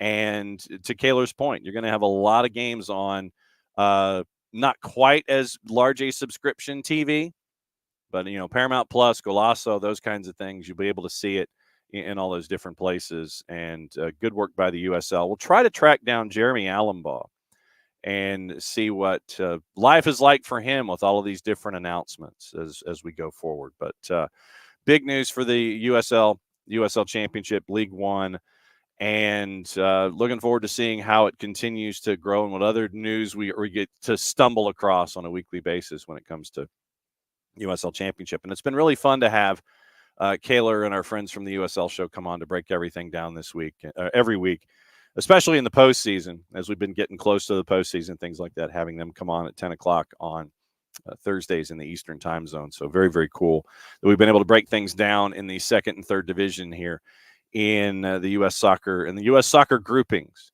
Niko Moreno coming up in just a little bit, and we will have Niko's thoughts on what's going on across the landscape in Major League Soccer. I know we're going to talk about VAR. We got to talk about Philly, New England. We got to talk about all these other things. We got to talk about how the matchups are laid out and how it looks as we have going forward. Another piece of news really quickly. Ligue 1 match between Marseille and Lyon postponed after Lyon's bus was stoned, leaving Fabio Grosso with facial cuts. Will be played in Marseille December 6th. Date was already known, but not the venue. The match was called off hours before kickoff after Grosso was hit in the head by the projectile, shattered the window of the team bus. LFP's competitions committee said it opted to play the match at the Stade Velodrome following information and guarantees provided by the Bouches-du-Rhône prefecture, basically the cops. Ruling didn't specify whether fans would be allowed, but on Wednesday, the French football governing body's disciplinary committee announced that it would not be taking any disciplinary action as the incidents had occurred on the public highway and not at the ground. Lyon responded today that it would appeal the decision, deeming it incomprehensible, saying it showed unequivocally that the LFP is no longer responsible. Club said it would not let these unacceptable events go unchallenged. Disciplinary committee has also opened an investigation into racist chants and gestures made by Lyon fans in the stadium's visitors' car park. Decision expected on November 22. Lyon currently at the bottom of Ligue 1. 4 points from 10 matches. Marseille are 9th. And so, once again, it's a combination of chaos and stupidity this morning across the board. Not necessarily a surprise. So we'll see what happens there. And I don't anticipate a whole lot changing. It's, once again, we'll lay it all out and we'll figure out how things are when it comes to folks and wanting to actually get things done and move the game forward in a progressive manner. And once again, waiting for Niko Moreno to hop in and we'll break down everything that he's been able to see. There's been a couple of coaching changes. We'll get into the coaching changes, especially the ones that have been breaking, the one that broke this morning with Hernan Losada. We will catch up with Niko about that. I know that he was vocal at the hiring of Phil Neville in Portland, so we'll get his thoughts on that as well. And I'm sitting here trying to promote at the same time as we're waiting for him to get through. And so let's see. CC, Sports Pulso. CC, the Soccer Bar. Nothing like trying to do stuff on live TV. B. Let me see if I do this right. Because this morning, I'll tell you, I was trying to get something done this morning, trying to promote all the stuff that was going on the 280 character app, and it literally was taking me up to like 330 characters to get it all done. So when you guys got the releases this morning about the rundown of the show, it literally was 330 characters. And I had to trim like 50 characters to make sure that I was getting something done. But yeah, and to your point about the CBS deal, they may still be using Vista a lot. So what we're seeing from a production standpoint and from a housing standpoint and from an announcing standpoint still may be out of South Florida for a great deal of the conversation. So obviously we'll keep an eye on all of that. This weekend's going to be really fun. Actually, tomorrow, once again, let's go through traffic. Tomorrow, 10 o'clock, Thomas Rongan is going to be on to discuss the movie, Next Goal Wins, and his ventures and sojourns and all the stories that are attached to it. So we'll catch up with him to start hour number 2. And obviously after that, we'll have the weekend whip around, hopefully joined by our friends at Beyond Goals Mentoring at 9:30 as a bit of a lead into that. Get you ready for the weekend. Prem and Proper will be on the network, as well as our NWSL preview episodes. Maddie Cruz and Drew Dickinson contributing, as always, to Prem and Proper. They will give their points of view. Prem and Proper out tomorrow afternoon. NWSL preview out tomorrow afternoon. And it'll be great to see what Paramount does to blow up the NWSL championship game out there at Snapdragon with the two teams that have made it to the final, Gotham and OL Reign. It's going to be really fun this weekend as well to keep an eye on that. Saturday and Sunday. Saturday afternoon. If you have nothing better to do, go to Emory. Go to Emory and catch some D3 playoff action because it is Emory and it is Oglethorpe. And if they win, they play each other on Sunday afternoon to get into the Sweet 16 in Division 3. So if you have nothing better to do, you got some time on your hands waiting for everything else going on in Major League Soccer, go over to Emory, catch Emory, Brevard, Colorado College, and Oglethorpe, and we will proceed through the D3 playoffs as well. It's the last half hour of the show on Thursday, which means one thing. We get to check and see what cup of coffee Niko is on. So what cup of coffee are you on, sir? 2? What is going on, John? ATL, SDH family. Happy to be here. This is number 2, but it should be number 3. Obviously, a little bit behind here today on schedule because my oldest son forgot his football bag. And I had to go all the way down to the high school, drop it off, trying to wait for him to run up these stairs. So I'm back, though. We are here, ready to go. Second cup of coffee, but I'm going to need to put another one on an IV bag or something, stick it to my – yeah. I just have this vision of an IV bag hovering behind you there on set, just like, like right over your right shoulder, and just takes it intravenously. I need one, man. It's Thursday, so I'm going to be busy. So, yes, I need to look for one and get it my way. All right, let's work backward here. We've had another coaching change this morning. Hernan Losada out at CF Montreal. And we had an announcement a couple days ago, back on Tuesday, where now you have Phil Neville as the head coach in Portland for the Timbers. We can take them one at a time. Hernan Losada out in Montreal. That happened while we were doing the show this morning early on. Early thoughts about Hernan Losada out in Montreal? I think it's a mistake. I think that it shows us that franchise inability to plan for a long-term process and give a coach, whether it's Nancy or whether it's Losada or whether it's whoever, have enough time to set a program, set a relationship with these players, see what young players can develop, provide an identity. And that's impossible when you are having this rotating door of coaches. And Losada, I thought he did a great job. I mean, he had this team close to the playoffs when there were many people that were thinking that that team could get as far as they did. And then it's Wilfred Nancy, ironically enough, who shuts that door right in front of the the club there at the end of the season. But all in all, I thought that, yes, there was ups and downs for Montreal, but at the end of the season, or even midway through, you could see what Losada was doing. He's a guy that, regardless of what you might think of him, and even me, I have my doubts about him. I'm not going to lie to you, but he is very determined. He's very sure of what he wants. He wants a flying team where everybody's running, everybody's pushing. He goes as deep as to what players are eating, what they're doing, culture-wise. So I thought he was a guy that if you gave him some time, if he earned the possibility to be there next year, he should have. And I thought he earned it. And even then, you decide to let him go. I just think it talks badly of a team that has not been able to keep absolutely anybody in that position. All right, so let me walk through this and let me see if I'm wrong.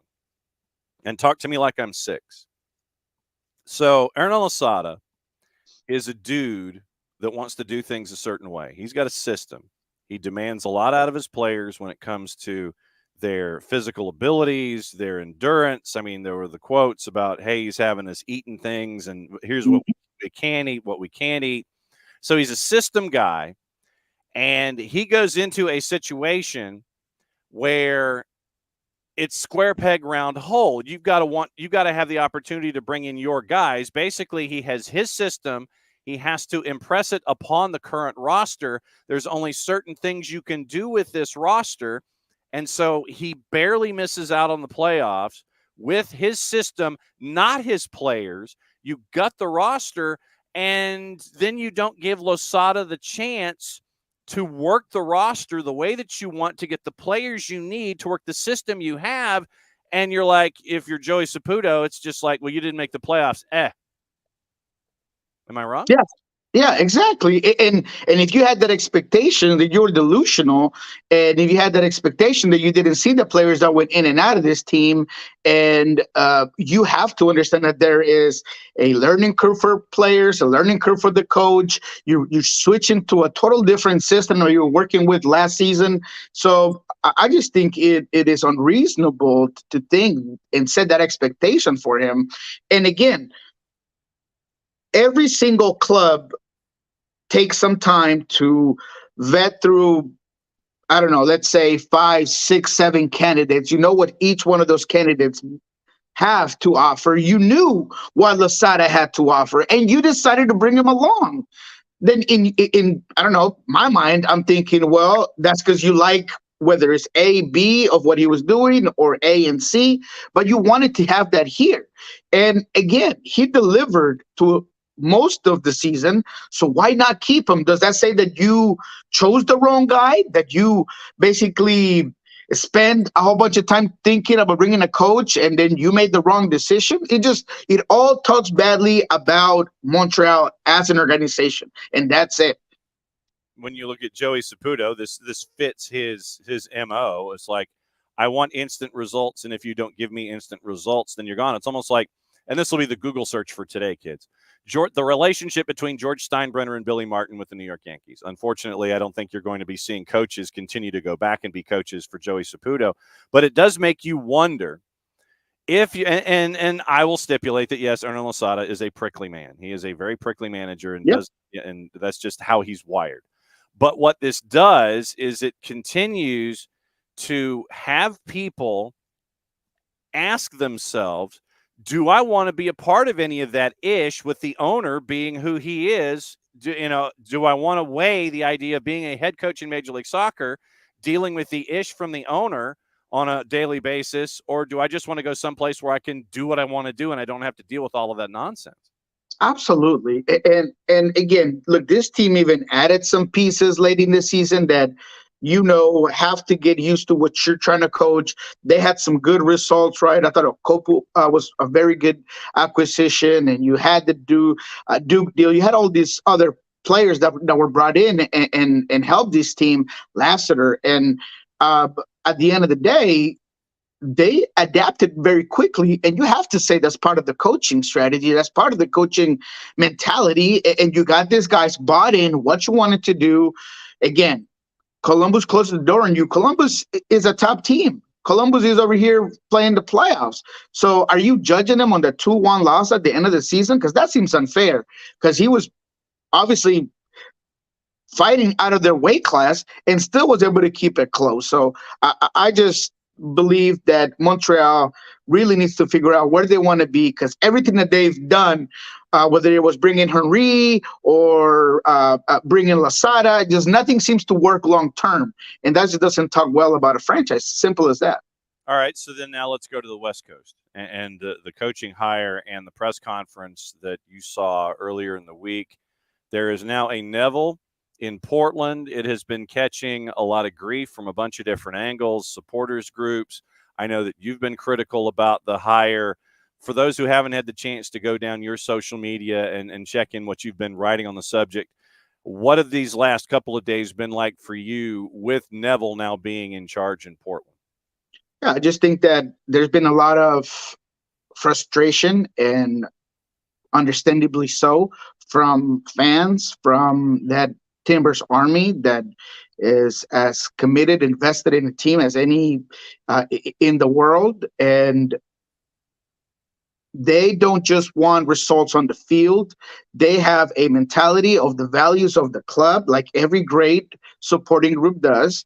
And the fact that they've had to deal with so many domestic violence issues, how the team has handled it in the past with Andy Polo, with other players, with problems within the organization, and very sexist and inappropriate behavior as an organization. And you're going to bring in a guy that has some scandals of his own. I thought it was odd and it was unnecessary, because it's not like Phil Neville is coming in with this fantastic trajectory where he was unbelievable at Inter Miami and just showed you the display of soccer he could do, because he really didn't do that. And I thought he struggled many times just making simple decisions on formations, on how to put players in positions that they could perform, on handling the locker room. So with all that said, why take that gamble and not just go perhaps with a guy that's within the organization, right? They have some assistant head coaches. Leave the interim head coach and allow him to continue to build. And if you're going to go out of your way and get a guy from outside the organization, then get a guy that's worth it. Not just the name, not just the smokescreen of saying, look, we got Phil Neville, Manchester United, and he's Beckham's best friend. Whatever it is that you thought was going to be great about him, I just don't see it. I don't think he fits in with the type of players that they have. I don't believe that he fits in with what Gio Savarese kind of left, and even the interim head coach left. So now you're switching 180 degrees. You're going to want to do things differently. It's going to take some time. And when you have a team like the Timbers that has high expectations, that they've always been a team that is expected to be in the playoffs, I think you're in for some serious tough times ahead. And we both know that that's unacceptable for Portland fans. When you mention tough times in Portland, that's unacceptable for them. Let me then. Who would you have? Who would you have had as your top contender there? Who would you, with those players they have on hand, with some tweaking in the winter window? Who were your contenders for that position that Phil Neville eventually took? Ooh, that's a tough one, because I have a lot of guys from like South America. Fabian Bustos is a guy that I was kind of looking towards coming towards MLS. I think a guy like Juan Carlos Osorio would be very interesting. I would go that route. I mean, you have such dominant Latin, Hispanic locker room. You have a lot of these guys that have a lot of potential. So I think if you go with an experienced guy out of this league, you bring in not just a different methodological process about how you handle the game, but you also have a guy that's going to come in and understand and know how to handle a locker room with as many stars as you have, and you might be able to catch the league by surprise. I've always thought that whenever you bring in the right guy from abroad, it creates a different aspect of you as a team. And that's what Portland needed. I mean, they just needed a whole different way of looking at things. And now they're just recycling from the bin that Miami decided to just drop outside and never got picked up. So that's exactly why I believe that I would have gone and looked for a guy, whether it was South America or Liga MX, a guy that's experienced, that had a lot of real time as a head coach, and that could come and handle this locker room, and that could just turn it all around, because you saw that this team has the quality whenever they're playing in one direction, and there is no problems or animosity within the locker room. They showed moments of that at the end of the season once Giovanni Savarese left. So I thought that's what they were going to do. But if there's something that Neville didn't show you, was that he was unable to handle really a locker room, to create something different, a culture. Otherwise, he would have remained. And not to mention the fact that he would be the guy that, I don't know if this is an ability to handle criticism, but many a times, how many times did we see him talk to the press the wrong way because he couldn't take the heat? If you can't take the heat in Miami, you better watch out, because in Portland, even in this particular press conference, they were asking all the right questions. Later down the line, whenever you're coming in frustrated from a bad loss or a bad result, Phil Neville better check himself before he wrecks himself. 10 games under 500 with a gutted roster in Miami before they brought in Tata Martino. We've had some playoff games happen over the last week. Niko Moreno hanging out with us from Pulso Sports in the Soccer Bar for his normal Thursdays with Niko visit after racing in from a rescue mission at the local high school. So that's always good stuff. Rabe Green mug on cup number 2. We've had some series close out. Purple team closes out Nashville. Nashville apparently decided to leave their offense home starting basically the end of August. September and or end of September. So let's say that end of September, October, November, the offense was basically told, nah, you guys can go on ahead and go watch college football on your Saturdays. Everything's cool. And then Philadelphia beats New England. We'll get into what happened there last night. But from the last week that was in the Major League Soccer playoffs, what are some of your big takeaways before we dive into specifics? I just think Orlando keeps trucking along, and it wasn't pretty, and it wasn't amazing, and it wasn't fantastic soccer all throughout. But whenever you have a cagey team in front of you that is going to make things rough, I mean, those first 25 minutes of that game, I thought there was going to be at least 3 red cards. I mean, there was pushing, there was shoving, there was screaming. So it was played at a high intensity. You know, it kind of gave me Copa Libertadores feel there for a second. And you know, props to both teams for handling it that way. However, you said it. I think the real difference for Nashville was their inability to score, and their inability to, even in the moments where there were chances, just taking care of this. We talked about the Mukhtar dependency. If there's a guy that's going to make sure that he takes away your highway, your carpool to success, is Oscar Pareja. And that's what he did. He absolutely overpopulated the midfield. He was not allowing Mukhtar to get into service. Every time that he would get into service, he was really, really out wide, because I think if there was some of the issues that this team had was also they missed Dax in the first game. Dax in the second didn't look 100%. Schallenberg was another guy that did a lot for them in stretching defenses, and he wasn't available. So there was a lot going on for this Nashville team that was always limited on the defense, on the offensive end, and even more when you don't have certain guys. Now, I'm not making any excuses for a guy like Sam Surge that was supposed to be the savior of this team, that you brought him in to score goals. He didn't quite do that. Fafa Picault tried. He had the intensity. He had the intent to do a lot of things, but the finishing touches just quite weren't there. And on the other hand, Orlando with the press, with that midfield, that center midfield that gives you so much equilibrium, they just took advantage of things. Easy goal. You cannot give Orlando an easy goal the way you did to Angulo, coming out from the back, making it easy for them. They get that first score early in the first half, and then it's over because then Austria could just manage the F out of this game.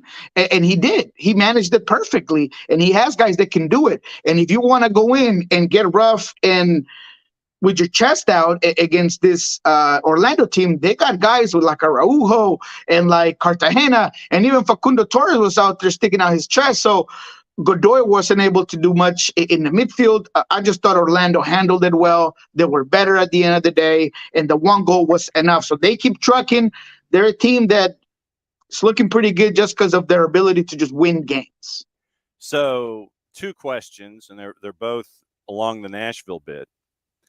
Does Gary Smith stay? Has he earned another year? And does Hani stay, or does he go? Because we knew of Qatari interest. If I'm Hani, how frustrated am I about what's going on around me, or what is not going on around me? Do I jet? Do I stay? Do I hope that Nashville invests more resources around me because some of the investments this past season didn't work? What's your gut about what happens in Nashville now?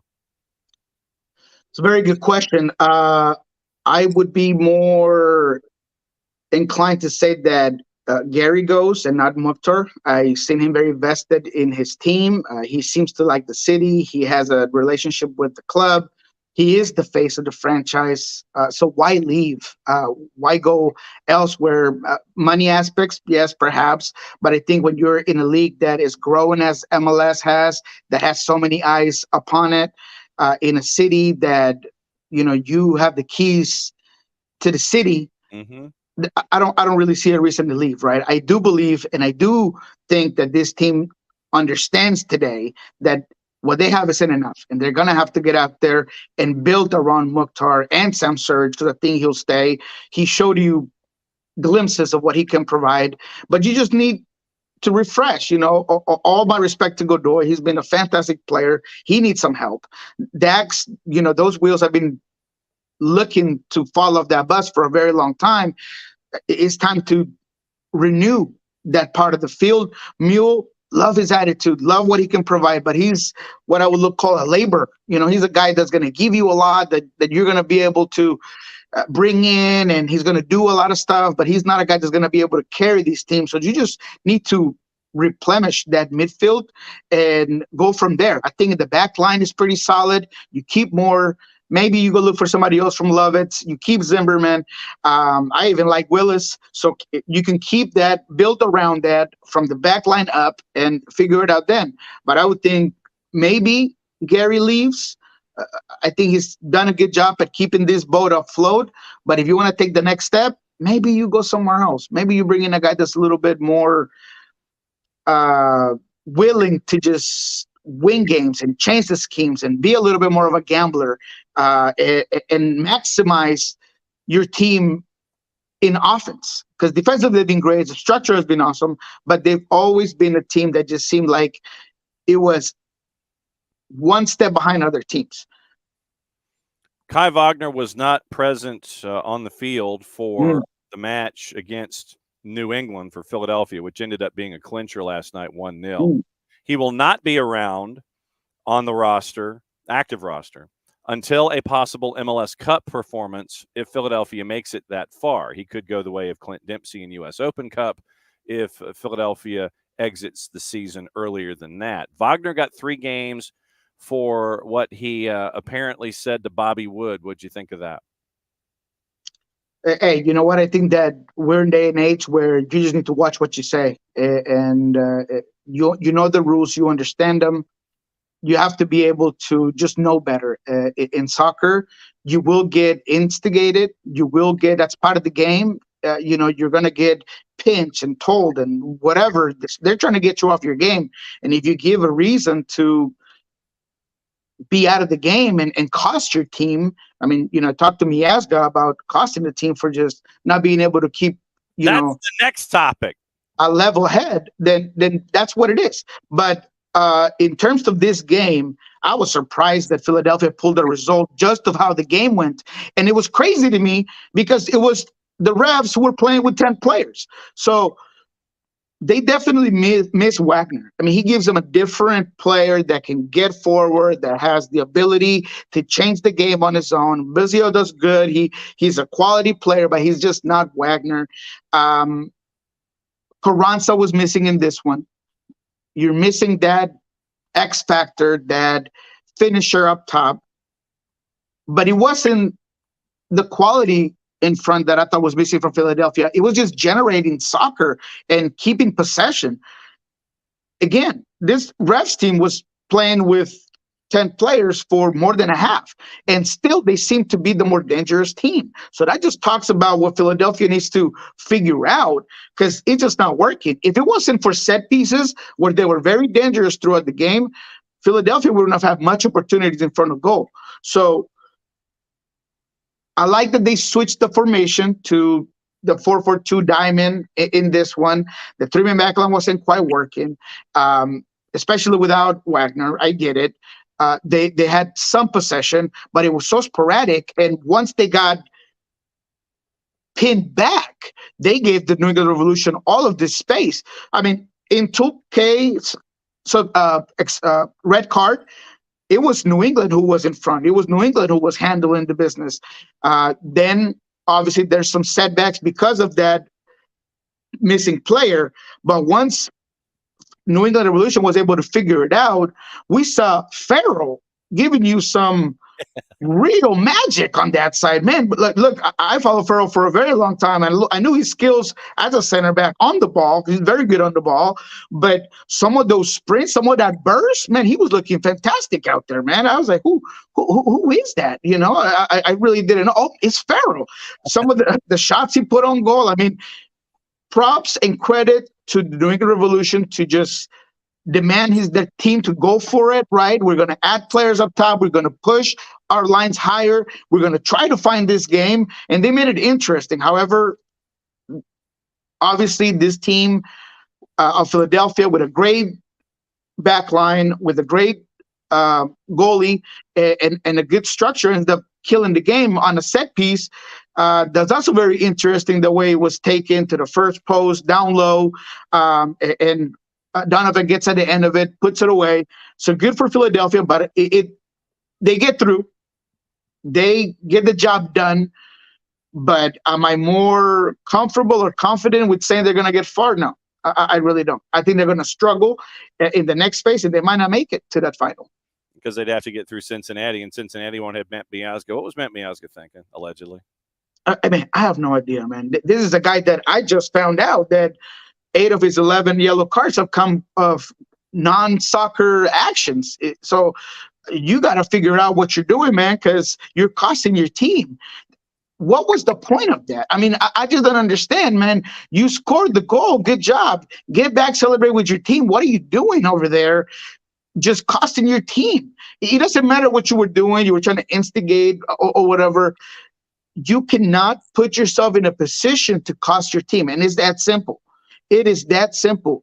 Stay disciplined, stay in the game, have your mind in the final objective. Once the game is over, go do whatever you want, go taunt, go crazy, and figure it out. But during the game, during a specific and key moment like penalties, come on, man. You know better than that. But you just can't keep costing your team. But when I saw that stat, it just tells me that somebody needs to have a serious conversation with Matt Miazga and tell him, man, if you're going to continue to not be able to control yourself, I'm going to ship you out. It's as simple as that. Games 3 this weekend. It is Seattle and Dallas tomorrow, Houston RSL on Saturday, and Columbus and Atlanta on Sunday. What happens in games 3? Woo, some great games, by the way. The Dallas-Seattle is going to be cagey. It's going to be, I think, slow. It's going to be a one-goal game, whether it's a 1-0 or a 2-1. I think Dallas is going to come in here and play in a deep block, make it uncomfortable for Jordan Morris in this one. I asked Brian Smetzer this week about Jordan's struggle whenever a team plays deeper, because his forte is playing into space. He's getting behind the center backs. But when there is no space to run into, when you can get behind the center backs, his link-up play and hold-up play isn't his forte. It isn't great. His link-up play is not what he does. So Brian seems very comfortable and confident that Jordan can do that. So if Seattle's going to be able to win this game, they're going to need Jordan Morris to have a really good link-up play, hold-up play, be more than just a guy trying to get behind the defenders, because Dallas is not going to allow you to do that in this one. I can guarantee you that. So can this team find the goals? Can they stretch out that defense? Can Leo Chu be as exciting and important as he's been in the regular season at times? Because he hasn't been in this playoffs. Can Nicolas Odero give you some magic coming off the bench? Can Nuhu not be as inconsistent he had a fantastic game one. He went in from a hero into a zero in game two. So you need to really take this team and say, there is no room for errors. This is your home. Let's make it happen. But that's going to be an interesting one. I still see Seattle coming over with the win. I do not want it going into penalty kicks, because penalty kicks have not been Seattle's friend in elimination rounds, whether it's CONCACAF or MLS. So I think Seattle needs to win it. I think they will win it in 90, but it's going to be a cagey match. Houston RSL, I still don't know what happened in Houston. They did not look sharp. They didn't look fast and furious as they had in the past. Quinones wasn't able to make a difference. Coco Carrasquilla had a couple of chances, but they just weren't able to do what they have shown you at the end of the season. And you could tell how frustrated Olsen was, because in the press conference, he was going in deep on the reporters, basic questions, and he was taking it extremely defensively. You could tell that he was just ready to go. He didn't want you to see it, man, but those cars, that salt was showing. Also, you got to be able to be better than that. So I do expect Houston to take care of this one. I'm going to stay with my prediction that they'll get to the end of the Western Conference final, but it won't be easy, because RSL, they smell blood, and they know that they can get to you. Severino's been really good. Chicho Arango had a couple of opportunities coming off the bench. He's going to be more rested, more ready in the second game. So you better have a game plan to minimize his importance in the final third. And then Columbus Atlanta, man, it has been fun. It has been as fun as any other game, more than any other game. This is the one I wanted to watch. I didn't care about the St. Louis, Kansas City. I wasn't high on Red Bull Cincinnati. I wanted to watch Columbus and Atlanta because it was going to be fun, and it has been. Lots of goals, lots of great play. Gonzalo Pineda really put it together in this last game. And the three acquisitions, I put that on social media. Gigi, Sava, Silva, all fantastic in this one.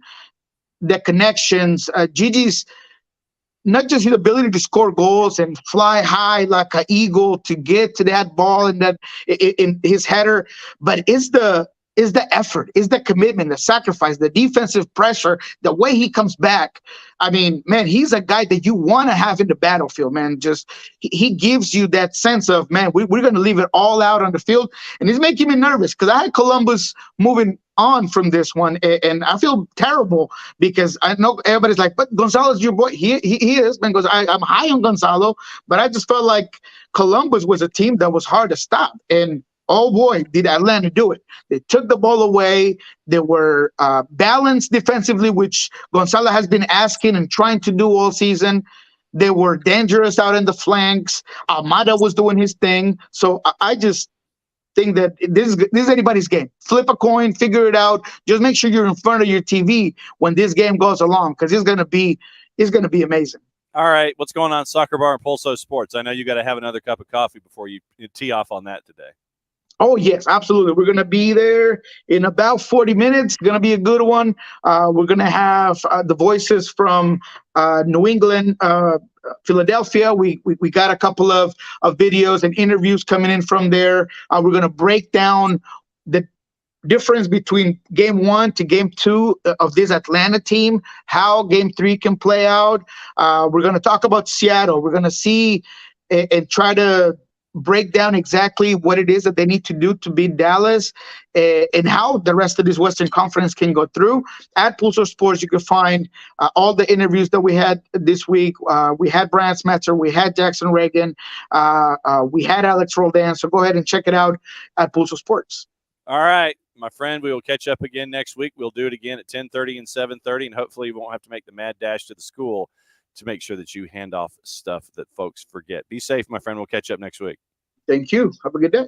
Niko Moreno, Pulso Sports and the Soccer Bar. See, he leaves our show, and then he does all of his prep for the next show in line when he gets into his busy day. So let's take the tour real quick and get into some of the stories that we have. The FA is apparently reviewing Chelsea's TikTok of the Sterling missile throwing event. So during their celebration of the equalizer at Tottenham, Raheem Sterling is confident. He is confident he threw a missile that had been directed at the Chelsea players back to the side of the Tottenham pitch and not into the crowd. After the FA decided to review the incident, they were targeted, the Chelsea players, by a missile from the home crowd as they celebrated Palmer's equalizer from the spot in the 4-1 win. Sterling can be seen launching the object back in the direction of the stands, but his intention was to remove it from the pitch. Both he and the club believed it did not end up back in the crowd.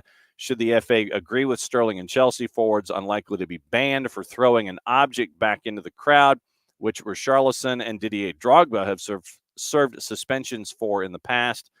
Caught on a video from pitch side, originated on Chelsea's own TikTok account, and has resulted in the FA reviewing the footage under threat of receiving a suspension if the FA does charge him. Richarlison got a 1-match ban for throwing the lit flare back into the crowd for Everton against Chelsea in May.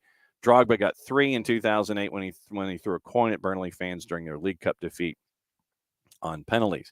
Mickey Van de Ven unlikely to play again this year for Spurs with the injury update there. Well, obviously, we'll keep an eye on that. The Women's FA Cup prize fund is going to double to nearly £6 million. That's good news there. Manor Solomon has been suspended from Instagram. Spurs winger Manor Solomon suspended from Instagram after a pro-Israel posts from Matt Law at the Telegraph, and this was yesterday. Instagram account suspended after he used it to show support for Israel. Telegraph Sport can reveal that Solomon, who is currently injured, found out his Instagram account was deactivated while in Israel after being given permission to travel back to his home country by Spurs. Spurs quickly got in contact with Meta, and Solomon's account was restored Wednesday afternoon. It was after it was deactivated earlier in the week, prompting strong criticism from the Israeli Football Association. Meta denied Solomon's account was suspended as a result of any of his posts, saying, quote, Solomon's account was removed by mistake and has been quickly restored. His account wasn't removed because of any content he has shared. Tottenham got an apology from Meta to pass on to Solomon in Israel. No more detailed explanation for why or how his Instagram account was suspended. Premier League clubs are going to vote on a rule that will block Newcastle's move for Ruben Neves. This comes from Tom Morgan. Rules around deals between associated clubs already apply to some degree on permanent transfers, but this would tackle loan moves. Neves' potential loan to Newcastle could be scuppered, the word from the Telegraph, as Premier League clubs vote on whether to fast-track a ban on such deals between associated clubs. A temporary measure which would stop incoming loans will be raised at the next shareholders meeting on November 21st, while talks continue over long-term solutions. Claimed privately that the measure is not specifically designed to stop Newcastle signing Neves. However, the Telegraph reported on how rivals would have been furious at the prospect of Al Hilal loaning Neves to Newcastle. Both teams are owned by the PIF. Associated party transaction rules already apply to some degree in the transfer of players on a permanent deal. Newcastle had to demonstrate to the Premier League that they had obtained fair market value when selling the winger, Alan St. Maximin, to Al Ahly, another PIF club, back in the summer. Now there's a movement within the league to introduce an extra temporary measure, not extra temporary, but extra temporary measure to protect the integrity of the competition with longer-term solutions are established. So Neves was linked to Newcastle after joining Al Hilal from Wolves back in June after the Sandro Tonali suspension. So that is where that is coming from. Let's see, trying to quickly see if there's any other news. Ben Rumsby at the Telegraph, Premier League managers are demanding changes to VAR after Mikel Arteta's outburst. No real surprise there. Sam Dowling at the Telegraph this might be required reading for the day. Champions League article on how the sexting scandal sent Ajax into a free fall. So we'll post that into the comments on the Twitch pitch, and that'll be the required reading of the day. Checking to see what our friends at The Guardian may have up their sleeve this morning. And once again, subscribing to both. So we'll see what continues there. Apparently there is no space for Raheem Sterling in Gareth Southgate's squad as he's trying to piece together his squad to go forward. Real Sociedad vows to take legal action against Benfica fans, from Sid Lowe at The Guardian. Benfica president Rui Costa has apologized to his Real Sociedad counterpart after visiting supporters threw flares onto home fans during the Champions League match Wednesday night. Also trouble in the streets around the Reale Arena before the game with a group of around 50 ultras throwing fireworks and sticks. 10 people needed medical attention. 4 arrests have been made so far. Real Sociedad president Joaquin Aperibay: "We will pursue them legally. If these delinquents have to go to jail, they will go." Anthony Taylor had to pause the game in which fireworks were thrown onto the pitch during the match. Sociedad won that one 3-1. Flares were also thrown from the away section onto the home supporters below. Mikel Moreno said afterward there had been moments when the players' minds were not on the game. So we'll keep an eye on that with Benfica and Real Sociedad happening yesterday. News for Jessica Charman. Government plays down hopes that Reading could be a test case for a football regulator. The culture minister cannot commit to the pilot for the League One club. An independent regulator set to be established by January of 2025. So we'll keep an eye on that when it comes to Reading and all of their problems. Like I said, Jessica Charman, hopefully we can have her on early part of next week, and we'll discuss that and everything else that's going on. And cannot commit to using Reading as a test case to see how the proposed independent football regulator would operate. The culture minister, Sir John Whittingdale, has told Parliament he hopes the new regulator will be established quickly before the next general election, which would be held by January of 2025 at the least. Whittingdale said football clubs such as Reading that are in financial turmoil will continue to inform policy and development and decisions about how the regulator's set up, but he couldn't commit to a pilot scheme at this point.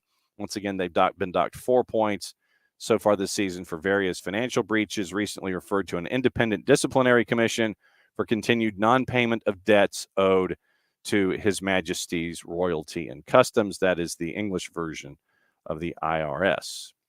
So we'll keep an eye on that when it comes to the Reading situation. And we'll keep an eye, obviously, on the Reading situation and let you know what's going on there. I'm trying to see if there's anything else to discuss. I think we're okay. I think we're good. Obviously, the big news this morning, it was coaching changes in both USL Championship and Major League Soccer. Hernan Losada out in Montreal. That was the big news of the morning. So we'll continue to talk about that and continue to talk about everything else going forward. Tomorrow, once again, Thomas Rungan joining us at 10 o'clock to talk about the new movie. And our friends from Beyond Goals joining us at 9:30. And Prem and Proper in the NWSL preview review programming. That'll be out tomorrow afternoon as well. So a very busy Friday for us here on Soccer's Morning Show. So thanks to Niko Moreno, Pulso Sports and the Soccer Bar. Thanks to Kaylor Hodges from the USL Show. Thanks to John Bradford, the head coach of North Carolina FC. And thanks to Jake Levy and everybody at NCFC for orchestrating that early in the morning to help us out in telling the story of North Carolina FC as they won USL League One. So a big show, and thanks to all of you for hanging out with us as you always do. We'll be back at it again tomorrow morning, 9:05, to get you ready for the weekend and a match with Atlanta and Columbus to determine who goes on to the Eastern Conference semifinals to take on the Purple Team. So we'll talk about it all again tomorrow morning, and we will roll through it all as we do. Once again, thanks to all of you guys. Since it's the end of the show, this means I get to do the thing I'm going to do next on the board. Mucha Placha, play it safe. We'll see you 9:05 tomorrow morning.